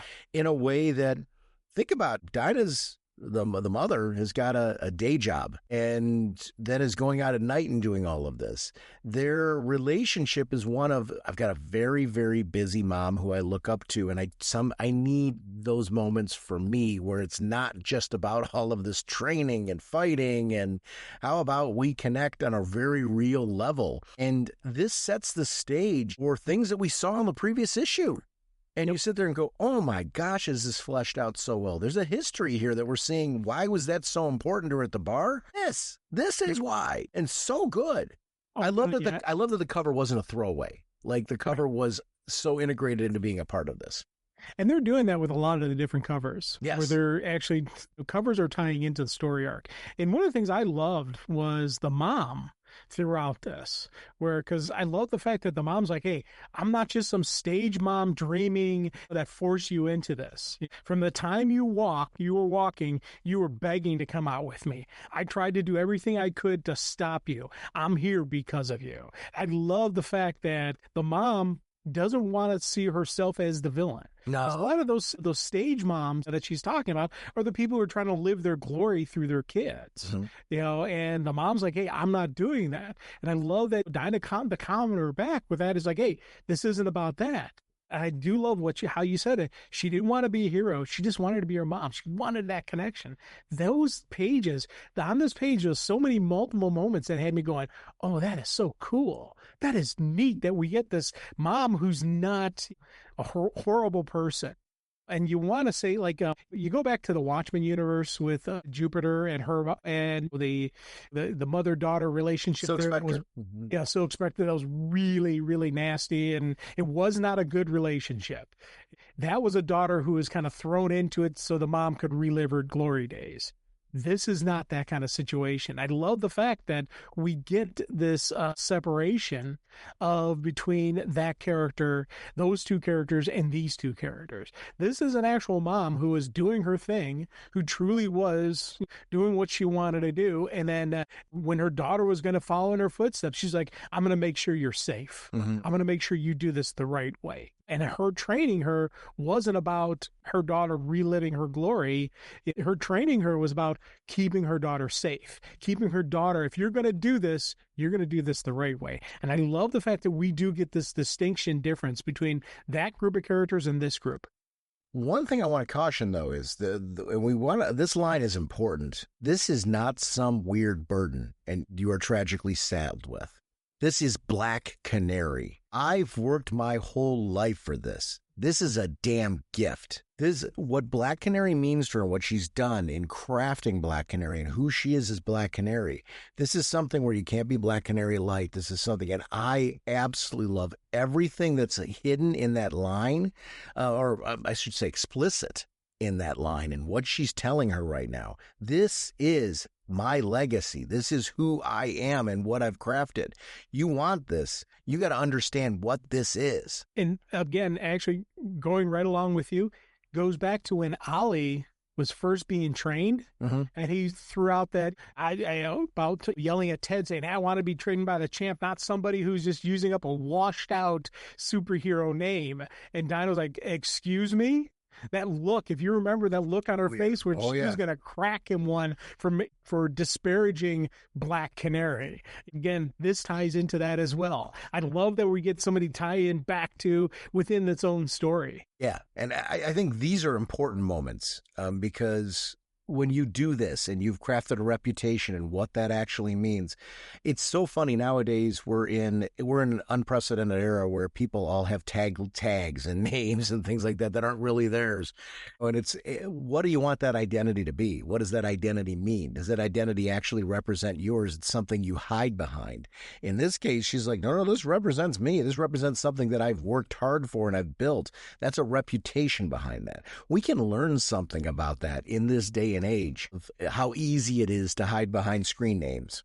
And I love that kind of stuff. Yeah. Where like, ooh, yeah, this is relevant now. Yes. I was going to say again, Sheba doing the flip off the top rope. We're going the same. This time Canary was ready for it. And I love the fact that Canary probably could have done this last time, because this was done like in the first or second round. I can't remember when she did it, but this flip attack, last time she landed. This time Canary gets the knees up, gets the legs up. And I love that both of them get hurt by this, because Sheba takes a brunt of it, but that's still going to hurt like heck on Canary. And I love they both get it. And I also do love the fact that the announcers, once again, both talk about how they're both feeling the effects of it. I also love that if you go back to the previous issue, this is where she baned her. Yeah. So from a strategic standpoint, if you're going to take a hit on yourself, you do this because of the fact that you're hoping the damage to her, because of what you've already done, is worth the strategic damage to yourself to make this happen. And that worked so well, because we've seen last issue, we softened her up here. She baned her. Yeah, I mean, you gotta love that move. Yeah. What is it? Why am I drawing a blank? DC Comics specials on, what's the comedy show? You know what I'm talking about? The Robot Chicken. Okay.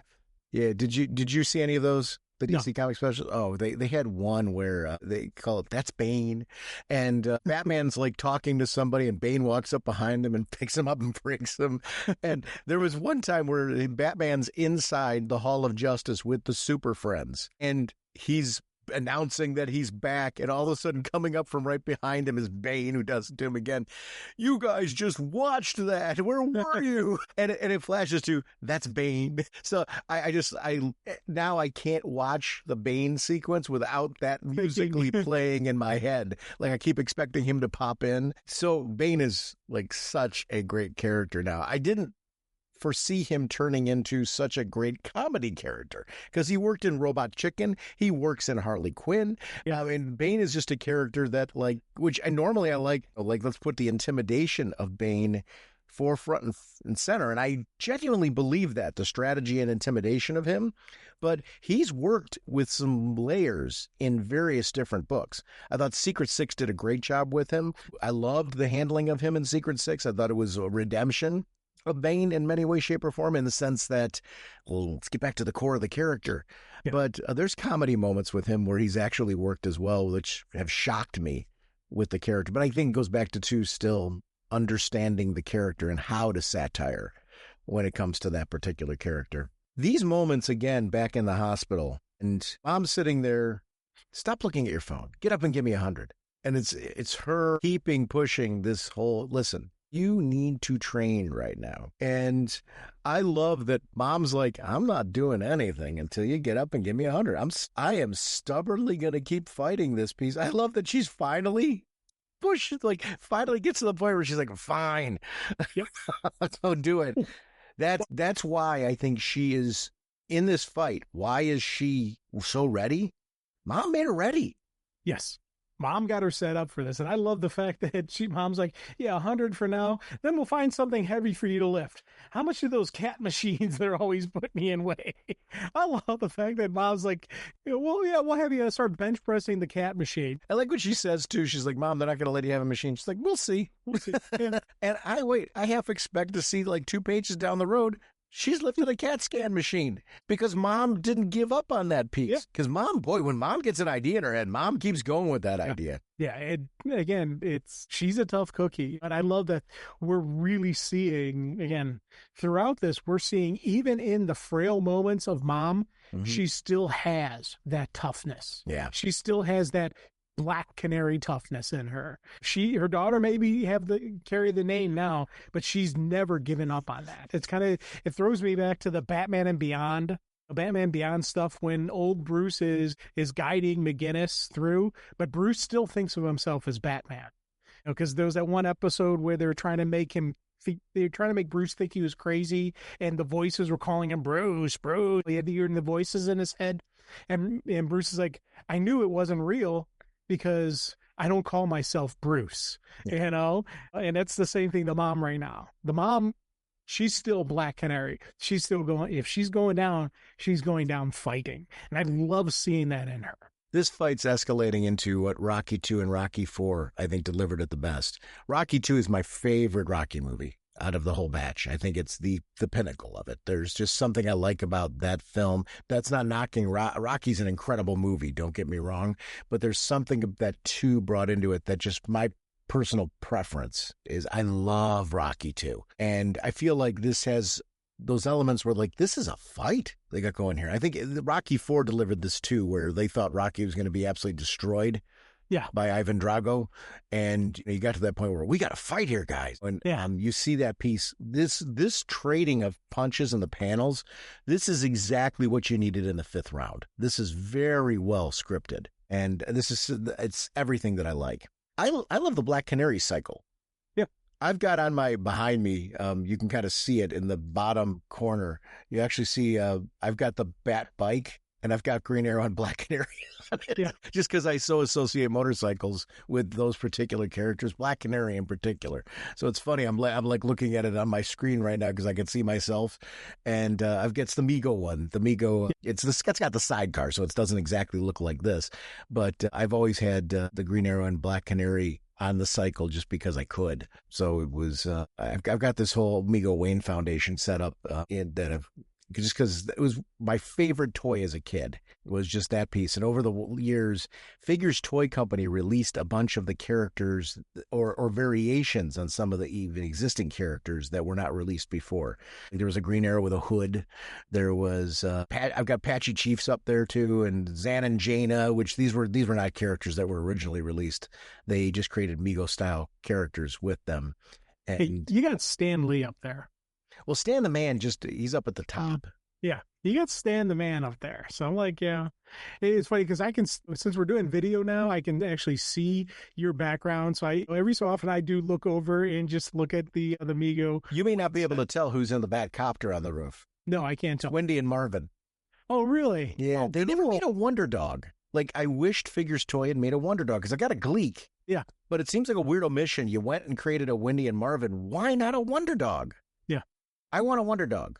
Yeah. I'm calling right. If anybody knows, please private message me. If somebody's done custom figures and they've got a Wonder Dog out there, I would love a Wonder Dog. I don't know that it exists, but to me, it seems like something that should be there. It's very Hanna-Barbera from that era. Wonder Dog. Wonder Dog was a great character. But what led me to this is the cycle sequence with the two of them. I love those sequences where we get to see them just kind of be a mom and daughter. And they drive off together, and we get a very real moment between the two of them, where to the point where mom's taking off the wig. And I loved when she took off the wig, I loved that her hair looks like it was sweaty. I know it's kind of a weird thing to say, but when you pull off a wig and their hair looks perfect, something's wrong. Because we've all worn ball caps and things like that, and that there's some kind of reaction to it. I like that her hair looked like something she needed to rub her fingers through in order to get into any semblance of, even though it's short hair, any semblance of a hairstyle. I loved that. I mean, those little details made this, again, feel very real. Like she's pulling off a wig and there's some reaction to the wig. Yeah, and again, great moment between the two of them. Yes. Again, a moment when mom lets her guard down completely. This right here is her being completely vulnerable to her daughter, talking about how this is the spot where where she and the father, he first proposed. This is the spot where his ashes have been laid. This was their special private spot. And I do love the fact that this is really the first time she's bringing her daughter there. Because Dinah had no idea where they were going or anything. And this was a private spot that the mom had. Now she's opening up to the daughter. And I do love the fact that, and I love her admittance that she's like, I hated kids. I didn't want kids. And then you came along. She's like, I hated cops, and then I met him. I didn't want to get married, and then I did. And I just love just this opening up of her saying that she's like, she's basically saying, I didn't want any of this, but then until I actually had it. Yes. And I love that admissions on her part where she's like, so she doesn't know, she couldn't prepare for this because this was never anything she wanted until she physically had it in hand.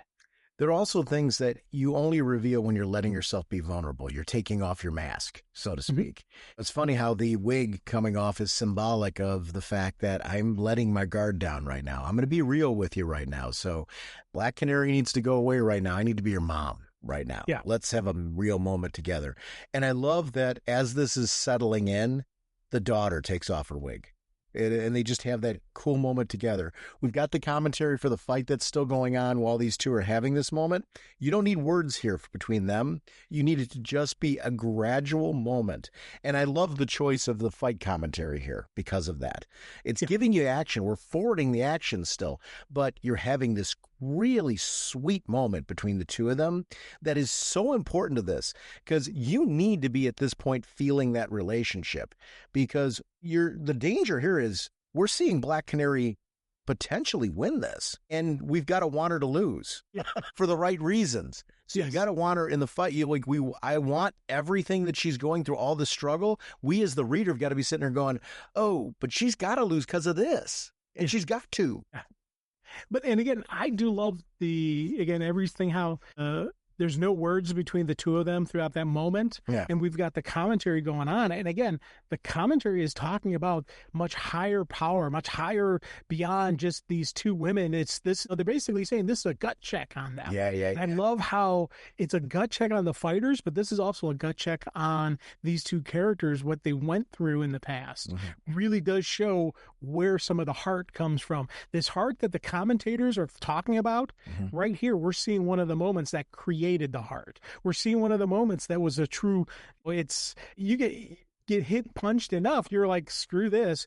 No, she has to go to the 6 because of moments like this, because of how deep she loves her mother. And I love seeing how they interlay the two. I love that they're selling the slam, the suplex.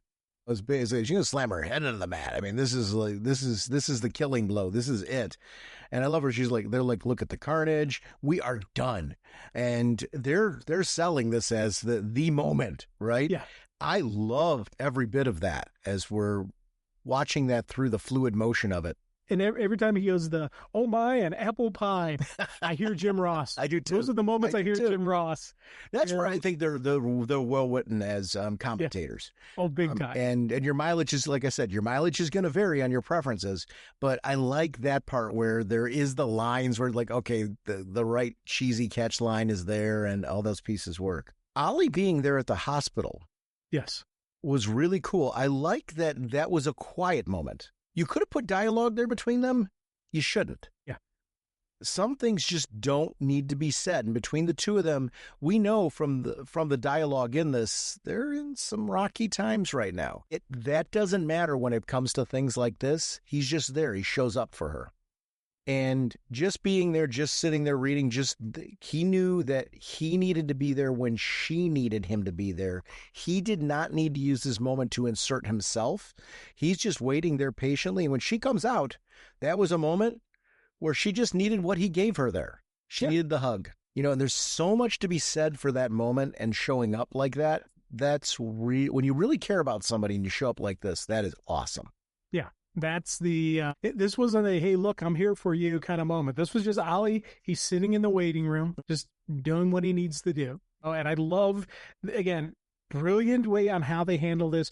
The initial look on when they do the close up on Dinah's face when she first sees Ollie, because the top panel is her stepping out of the room. Then they do the close up on her eyes and we see who she sees. Like, oh, that is brilliant. Again, I love how the art team changes the coloring, changes the palette a little bit for these flashback sequences. Yep, I love how, like, this is a more modern flashback sequence, so it's a little bit brighter. It still doesn't have the same pop that the current fight does, but it's not as subdued as the really back past stuff. So they're doing a nice subtle shading on all of this. And throughout all of this, I love that they keep the fighting going. Black Canary's not moving. She's down. I think perhaps out, maybe even permanently. And I love, again, they go back through the what happens if someone's incapacitated.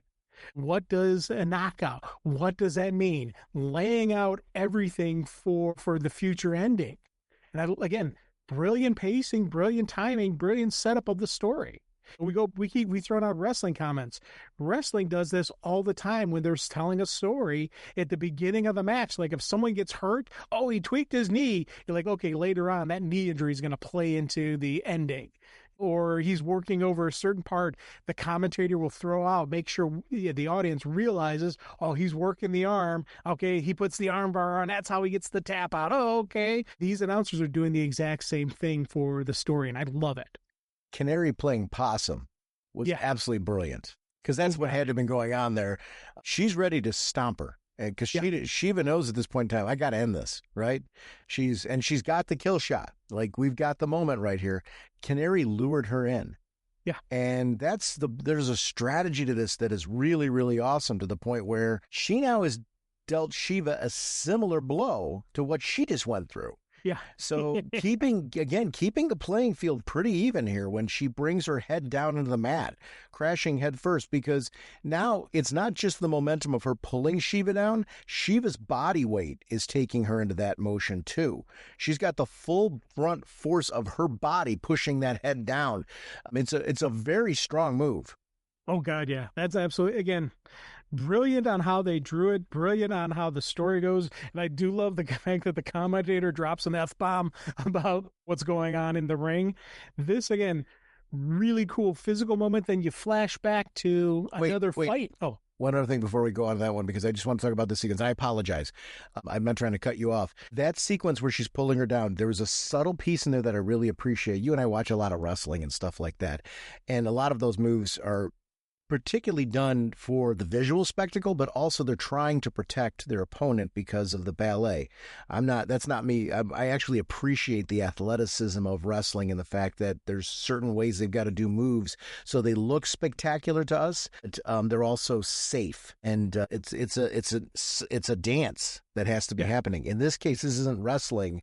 The fact that when she's got the momentum going, she's using her other hand to push the feet. yes.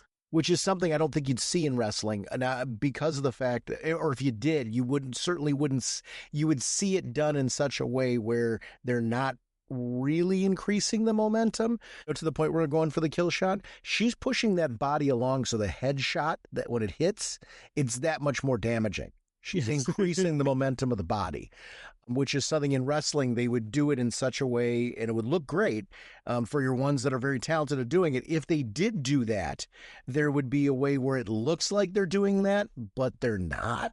And it, like I said, it's a ballet dance. I appreciated that attention to detail in this, because they could have just left it with the legs doing it. The fact that they had the hands doing something to increase the momentum added to the urgency in this fight. Like, this is Canary's trying to take her down, and take her down hard. That just was something subtle. I apologize. So please. Oh, no. And little side note, my dad has started watching wrestling with me. Mom was always the wrestling fan. Dad wasn't. Dad's kind of started watching some of the wrestling with me. And he's starting to like the action of it. So it's throwing it out there. I admire the really talented wrestlers that are able to make us suspend the disbelief in those moments, because of the fact that they're so athletic. And the goal really is to make sure that you're protecting your opponent as you're going through it, but keeping us in the story that is being told. There's an incredible athleticism in what they do. Yeah. This though, visually. Yeah. And again, our team that's capturing on a flat page the motion, we both saw it, we both felt it. Yeah. And you heard it even. I love the crack. That was a painful one. And I loved how they went from this really cool moment of Canary fighting back to, in the past, where we see Canary fighting back. Yeah. We see the young Dinah actually doing the title of Black Canary proud, where she takes out all the bad guys. And actually, her mother's watching. The last time they did this, the mom had to step in because she messed up. This one, she didn't. Dinah took them all out. And I love the fact that we do have a nice, good moment, a positive moment between mother and daughter at the end of this fight, where, Dinah's like, I can't please you. She's like, all that matters is you're happy. To me, it's everything. And I love the fact that the mom is like, hey, this is you. You're doing this. And we have this really cool positive moment between mother and daughter that up to this point, we didn't really have this between them. Right. We're seeing the passing of the torch here. We're seeing the mom saying, you did a good job. Good job. Good for you. And I like seeing this, that we had to have this moment. I like the mom's telling her, though, you're focused on me being happy. I'm focused on you being happy. Yeah. Are you happy? And that part's like really, really critical in this, because I think it does set the stage for the fact that at a certain point in time, she became Black Canary because she wanted to be Black Canary. And I think it's the piece that the mom was trying to instill on her along the way, and part of that journey. Those two laying on the mat, I mean, that whole sequence is just great because they're exhausted. We see this in, I know it takes me back to Rocky 2, the opening, where you see Apollo and Rocky. They're not in the middle of the fight, but they have that moment in the hospital where Apollo walks into the room. This is that kind of moment. But in this case, they are both they're exhausted. Yes, they're continuing to fight. Shiva did not expect this from her. It's the defiance of, I hate you right now. Yeah. They're digging at their core into that whole piece. But I think there's something hidden underneath there that wasn't happening earlier on. There's also respect in there in a weird way. In the disrespect, there's also a respect, because they're both like, it is yin and yang right now. And it is 100% yin and yang. It was a great moment. Oh, God, yeah. And again, the artistry on just how bloody their faces are. I did chuckle with the F you. Hey, Canary, yeah, F you too. Good, funny moments that doesn't take away from the seriousness of how much they're beating on each other. If you can have a little whimsical moment without taking away any of the seriousness, you're doing a good job with your story. And then the ending, showing Canary with the mom. And I love just, again, that tender, ending this issue with this really tender moment between mom and daughter, where mom's now pretty much in a coma. Mm-hmm. She's not responding. This is the end. This right now, we're looking at the beginning of the end. And it was funny because when first time reading this through, I didn't know if mom died before the fight. Yeah. And that was something I was like, and this was the first moment I was like, did mom die? Because you think back earlier in this issue, she says, just like your dead mommy. I'm like, did she actually die? And I love the fact that initially at the end, when I was reading this the first time through, initially I wasn't 100% certain she was still alive at the time of the fight. I was like, oh man, that is awesome. And not awesome that she's dead. It's just awesome on the mind game they're playing with us. Because up to this point, I know 100% knew she was going to drop it in the 6. She was going to quit, and I knew the ending. This moment here started giving me question whether she was actually going to have to do it. Was she actually going to do it? And I love the fact that even though I knew the ending, they still gave me doubt towards the ending. That is a brilliant way to handle a story. One of the things I liked about this sequence, and this is how I viewed that sequence, because you get the ding ding, which means round 5 is over. Yeah. We're seeing the urgency for her to make it through round 6 because she is promising to save her mom. Yeah. So in that moment, it's cemented for me that not only is mom alive, but mom is what's keeping her going and not delivering the kill shot. Like, she has got to keep this going to round 6. Ding, ding. We've hit that point. Now, what does this look like? Because she can't win, but she can win. And it's one of those pieces where you are in this struggle right now. And what do you do? Like, when do you surrender? How do you surrender? What does that look like? So that way mom gets what she needs. That ding ding was so perfect in that sequence. Because that was what cemented for me, oh boy, does this add motivation for what this round 6 is going to look like. I'm glad they waited till the end of round 5 to do this. Yeah. Because I think if we knew too much going into like earlier rounds, I don't know that it would have had the same tension. When you hit it at this point, you're like, ooh, this adds a whole wrinkle into all of this because she can win. We're believing it. We're feeling it. She could win. I wanted her to win up until that moment where it's like ding, ding. It's like, oh, no, now I want her to surrender, and I don't. At the same time, we're feeling what Black Canary is. We feel her on the edge of she can win this. And then we're feeling like, but she can't. I love that duality, that tight emotional feel. This is how you pace a story where you're trying to add the same emotional feel for your readers. I want her to win, but I don't. Yeah. Oh, God, yeah. And again, we mentioned this last time, but I love the fact that one round is one issue. Yes. That was absolutely perfect and brilliant. And as we start going into round 6, issue 6, once again covers. Oh, Oh my God! and it kind of sums up everything. Yes, this was a complete summary. I love the fact that we've got Batman there with his hands taped up back to when he was training with Canary. You've got a really cool pose of Shiva and Canary. And then there's the mom. And I love the fact that the mom's holding her Black Canary wig. Yeah. And again, when you can see in the background, the mom's canary jacket is right there, because the mom is always Canary to her in her head. She's always Black Canary. Her daughter is doing right by her, doing right by the title, doing right by the name. But in mom's head, she's always Black Canary. When she's sitting there and she's got a gut check on her own self, she's not thinking, come on, you can do it. She's like, no, she's like, come on, Canary, time to gut up. And I love just this cover. And then, again, and Ollie in the bottom there, just the complete summation of what's going on so far. Brilliant cover. The one piece I will say is our Dinah, is 1,000% Black Canary too.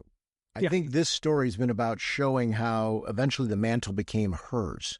And mom respected the mantle was hers too. So I agree with you totally, the mom's Black Canary, but I would make a strong argument that their daughter 1,000% is too. Actually, I think what this story showed is wig, no wig, they're Black Canary, which is interesting compared to other heroes where sometimes they drop that persona when they're out in the public and they're basically giving autographs and stuff like that. It's an interesting moniker to carry, Black Canary, because you don't shut off. No.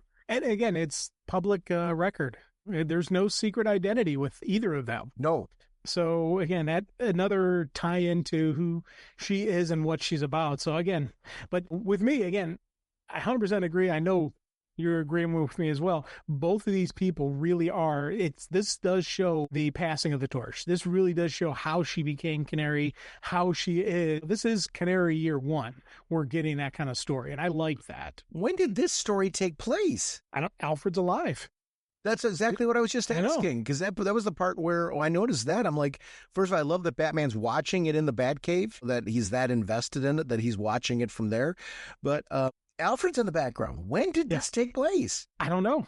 And again, it's one of those interesting things where with some of these side stories where you don't know exactly where it takes place, is it continuity and all that? I don't care. I'll be honest with you. I love this story.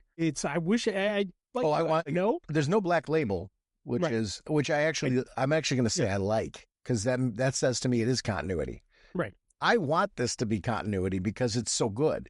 Yes, me too. Oh, I agree with you 100%. But in the past, I've been known to be a little bit of a jerk when it comes to the continuity police kind of stuff. This is a story where it's so good, I don't care. I love this story. There's nothing I can say, I would have done this differently. No. I love that you just gave me the soundbite. In the past, I've been known to be a jerk. Mazel tov. It's great. How can I use that one and put that on? That's going to be out there. I got thousands of them from me. Could have and have been used. Sometimes by Eli when he's doing the openings. I love that Super Friend one that he done. Vandal Savage sitting next to her, and we get this moment where, how's she doing? She's dying. And he's like, I wonder what that's like. This is a very real moment. And I love that he's basically said the chicken salad moment he's having. Yeah. But the interesting part is he's already inserted into her what needs to be there for her to survive. Yeah. So that's been done. Activate it. Yeah. He just needs to activate it. So the second she quits, it's activated. Yeah. I love that. Again, this moment between the two of them was absolutely perfect. I mean, 100% perfect. I love how he offers her the sandwich. She's not taking it. And just as he's about to take a bite, she grabs it. Yep. And we know, and she knows he's not poisoning her because he needs her. Yeah. And I love the fact that he has the comment. They have the comment going back and forth about how do I know you're not going to double cross me? And I love Savage is like, hey, this is just business. This isn't anything personal. There's no reason for me to do this. I've avoided death for 50,000 years, and I'm suddenly going to court her because what? Because I want to play some joke or something ridiculous? Please, this is business. You meet your obligation. I meet mine. And I love that analogy. I love the fact that he is 100%. And again, throughout this story, I never once thought he was going to fake her. There was going to be a fake out. I thought maybe she was going to do a possible fake out of him. Mm-hmm. But then I saw all the Justice League hanging out. If Ollie wasn't hanging out with all of them, I would have thought maybe Ollie was going to do something. But once I saw that sequence with Ollie hanging out with the Justice League, I knew, oh no, they're 100%. She's doing it. And then it was absolutely, I loved how this played out. What's interesting is the fight kicks off. This feels like the final round of a fight. Yeah. Like the two of them are sitting there and they're like, hey, right now, we're not getting anything out of the two of them. No jawing, no anything. Yeah. We have complete silence right now. And you can tell when like Shiva is like stretching and creaking her neck and creaking her hands. She's like, everything's going into this. This is the round. And Canary's mentally preparing herself similarly, but she's trying to, I think, strategize what she needs to do here. Like, what does this need to look like? Because she's made it where she needs to make it. Yeah. So in her own terms, what does this need to look like? And she's struggling. And the struggle here is, I want to beat her. She wants to do it. Like her mom said, she asked her mom, can I win? And mom's like, I want you to win. Promise me you'll win. And I love like how there's that duality of what's going on here, and we feel it. This piece is so good. Shiva's coming in with everything she's got. She's beating her with a chair. Like, not only did she smash the stool over her, but she's beating her with the stool leg. It's not even just again, I love repeated strikes. They've got the blood on the leg of the chair. This is absolutely vicious, brutal opening of round 6. I love this. This is absolutely brilliant. And again, I love the fact, and going back to, I've said before, I love the fact that we're not getting the inner dialogue between either of them. Right. We're getting the announcers talking, which kind of gives you maybe a play, but this moment, she's just like bracing for the pain, but she's also struggling. She's probably thinking, I can take her. I could beat her. I know I can. She's going to charge me right now. All I got to do is just sidestep it. Sidestep it, kick, punch. And instead of sidestep, kick, punch, she takes the shot. And as she's beating her with the chair, she knows all I got to do is roll, kick. In her head, she's thinking what she needs to do, but she doesn't do it. She takes the beating. I love that. What's interesting here is we get to see the internal dialogue later, because this is what's already been played through her head. She gets back home. She's talking to mom, even though mom's not there. She's got to get this out of her system. Yeah. And fighting with this, okay, I surrender. The rage of the fact that her pride, her honor, she's training for this. She can do this. And she knows she's got to, at some point in time, say, I surrender. Shiva is beating her. And she's psychologically trying to get her to the point where I'm trying to break her physically, I'm trying to break her mentally. And Shiva is hitting it on every level because she needs to hear the words. She could put her out. She's not willing to let it just sit there. Shiva is going after it. Shiva could have taken her out. Yeah. Well, and Shiva's even doing more of the goading. Just think, what do you need me to do? Smile, say I respect you, I admire you, tell you good game? You need me to lie to you, you white trash loser. Say it. They already know it. They should hear it from your weak ass. Tell them I am the best. I love just how she's just, again, she's going on her, and even to the point where it's beyond just, again, we talk about Shiva needs this victory. She needs to have this. And I love that Shiva's really, this is personal affront to Shiva that Dinah hasn't quit yet. This is an insult to her. The fact that this white trash loser, as she calls her, still is in the ring with her, still fighting her. I love that. It's also hurting her mythos. Yeah. Because that's why she's taking, like, the wig. When she goes to the wig, that's a very deliberate, I am going to strip you away at every single level. Fine. This is important to you. What do you keep this on with? I know this is kept on with something strong in order to keep you that. Let's strip that away from you. And she leaves her there. And I love the commentators. For if Canary allowed this to happen, if she continues to lie prone and pathetic, if she insists on doing nothing to retaliate, is that not true surrender? The commentators are basically looking, are we at that stage right now where we're seeing it? And Canary is like struggling with this prior to the fight. Like, It's D-Day, and Canary's got to really play with this conundrum of, who am I? And how do I do this with who I am and with who my mom is and what our name's been and what all of this is? Seeing her in those moments and seeing her emotionally torn over this issue 6 is so well written. And it means nothing if you haven't gotten the 5 issues before, but there are scenes that play out in this issue that had to play out here. If you put them earlier, they would have been lost. Here, they're poignant. Everything that's happening in Mom's place without Mom there needed to happen here in this issue. And I love that. Yeah. Oh, God, yeah. And again, I love the fact that we don't have Dinah's inner dialogue, but we get it in the flashback. She's playing it out, saying, I could just let you die and win. I could do that. And I love the fact that that's the one thing you would never do. You would never quit. And it's that whole thing where it's killing her, that to do the one, she wants more than anything to be her mother. And to save her mother, she has to do the one thing her mother never would do. And that for me is just this great moment. And I especially love the fact that she's sitting there in the past and she's cleaning up without the wig on. And then in the ring, she's without the wig. It's a nice little tie into, again, what is the wig Black Canary or is the person behind it? And I love the fact that we get this moment that as she's realizing and she's sitting there saying, even when Mom's not there, she still hears Mom. Mom's still with her. Mom is always going to be with her. And again, it gives you that moment of hesitation.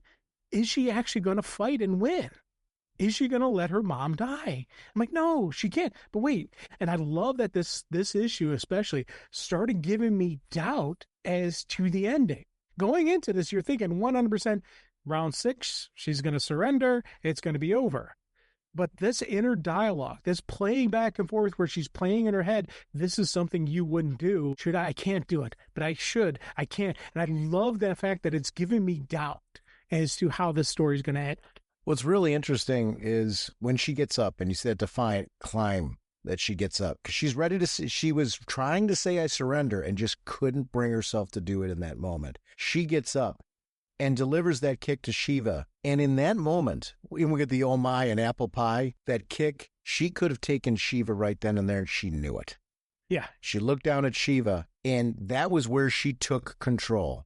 And it's like, okay, if I'm going to say it, I need to do it here. Yeah. Where I know I've won. I'm going to say I surrender, and I'm going to do it this way. It was so cool what she did. And how this story played out from this entire point onward was so absolutely brilliant, because of the fact that we as readers are left with, Dinah could have taken this. Yes. Dinah should have taken, in other circumstances, Dinah should have taken this. Who's best of the best? Black Canary. Yeah. The title is Black Canary Best of the Best. You darn right she is.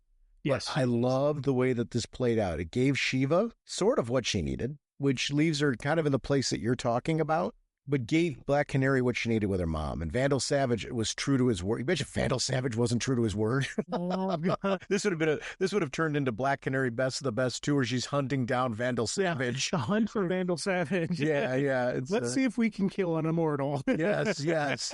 And which has been alluded to multiple times in this series. Yeah. So I think that might have made Black Canary a murderer, if that's in fact the case. But this ended really, really well with the moments with the mom. And I like how the mom's even like saying to her, well, that's okay. We'll get him next time. Yeah. And I wonder if the mom deep down in her gut knows. I don't know, man. I don't think so. There have been times when I'm toying in my head, does the mom know something's going on? But did she know that Vandal Savage did what he did? Yeah. Who knows? Yeah. I don't know, man. It's because they had some Vandal Savage and her had some poignant conversations as well that are referenced. Yes. So did that give her enough to know something's up? Yeah. Because she's a very smart and very shrewd woman. Yeah. So that's part of the reason why I agree with you and I don't at the same time. Yeah, I know. And I agree with myself and I don't as well. There's moments where, because again, everything you said is what goes through my head. That the mom and Vandal Savage had a lengthy conversation. And if you remember back, the mom asked Vandal if he had a cure, and he just laughed because he said he knew he wouldn't be able to lie to her. That right there could have told her Vandal Savage has the cure. And she could be thinking, okay, Vandal Savage agreed to give it to the daughter if she loses. And so she very easily could put 2 and 2 together, and come up with what actually happened. Or maybe she doesn't. I don't know. It's one of the things that off page, as I said earlier, I 100% am seeing Shiva just being furious over how she won it. In public, she's like, yes, I am the best of the best. No surprise in the ending. I, of course, won. And then in private, she's sitting there furious over the fact that she only won. She was knocked unconscious and she surrendered. And I could 100%, and I so want to see a follow-up to this, whether it's in another miniseries, whether it's a story arc in Green Arrow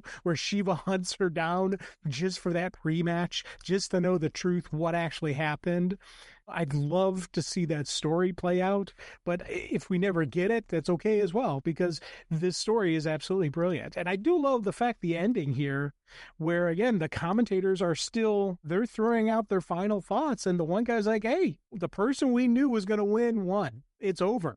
This is done. And I like how they gave us this final ending between these two guys. And it was the final wrap up of the fight. And again, brilliant way on how this story handled all of these, the commentary, the flashbacks, the present fight. We got a bunch of action. We got some brilliant, just hard tug at the heartstrings story. And it was just this story took us on an emotional roller coaster. And I absolutely love it.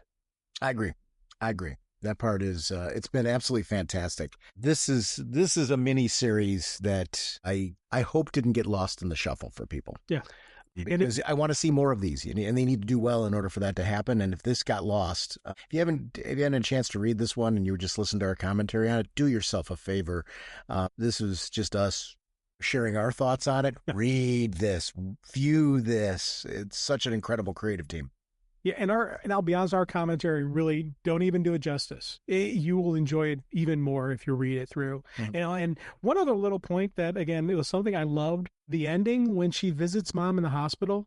Yeah, she doesn't have the wig on. Oh, yeah. Dinah didn't come in there with the wig. So I love the fact that they went that way with it as well. Yeah, because she's always wears the wig. This time she didn't, and I like that. We are Crystal Men from Mercury. We have no quarrel with you. I want to remind everyone about RagingBullets.com. There's our show website where you'll find latest updates on brand new episodes as they are being released. It feeds into X/Twitter. It also feeds into our Facebook fan page.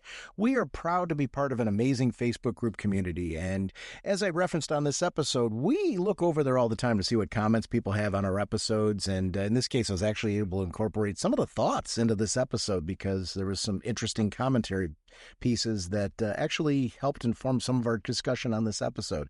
So please consider joining the Facebook group and certainly include your thoughts on episodes, especially when we're doing these multi-parts like this. If you want to get any thoughts in before we record the next episode, we certainly love having you part of the show.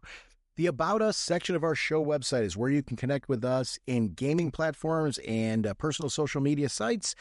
You can also see me every other week hear me every other week, I should say, on Is It Jaws, which is a film review podcast. I want to thank Paul Spataro for having me be a co-host on that amazing show. And we are sponsored, as always, by DCB Service at InStockTrades.com. Mr. Segulin, what is going on over here? We have Absolute Batman Annual number 1, 38%, only $371. And Absolute Evil number 1, one shot, 38%, only $371. Thank you, DCBS. Over at InStockTrades.com, they have their deals of the week. DC's finest. Justice League of America, the Return trade paperback, $39.99 regularly, 55% off, only $17.99. Justice League Unlimited hardcover, Volume 1, Into the Inferno, $24.99 regularly, 48% off, only $12.99. They also have the trade paperback version, which is $17.99 regularly, 48% off, only $9.35. I want to thank DCB Service and InStockTrades.com for continuing to support our show. Next episode, we are very lucky that it looks like we're going to have an interview with director Fred Greenhalge as we talk about DC High Volume. We're going to talk about the amazing Batman series of audios that are currently out. And then we're going to follow that up the next week by beginning a look at Batman Hush. We will see you then. Bye. Sean and Jim are back again, talking comic books with all their friends. They'll spoil a story and break it down. These two guys talking comics are the best around. Raging Bullets, The podcast show. Raging Bullets, The podcast show.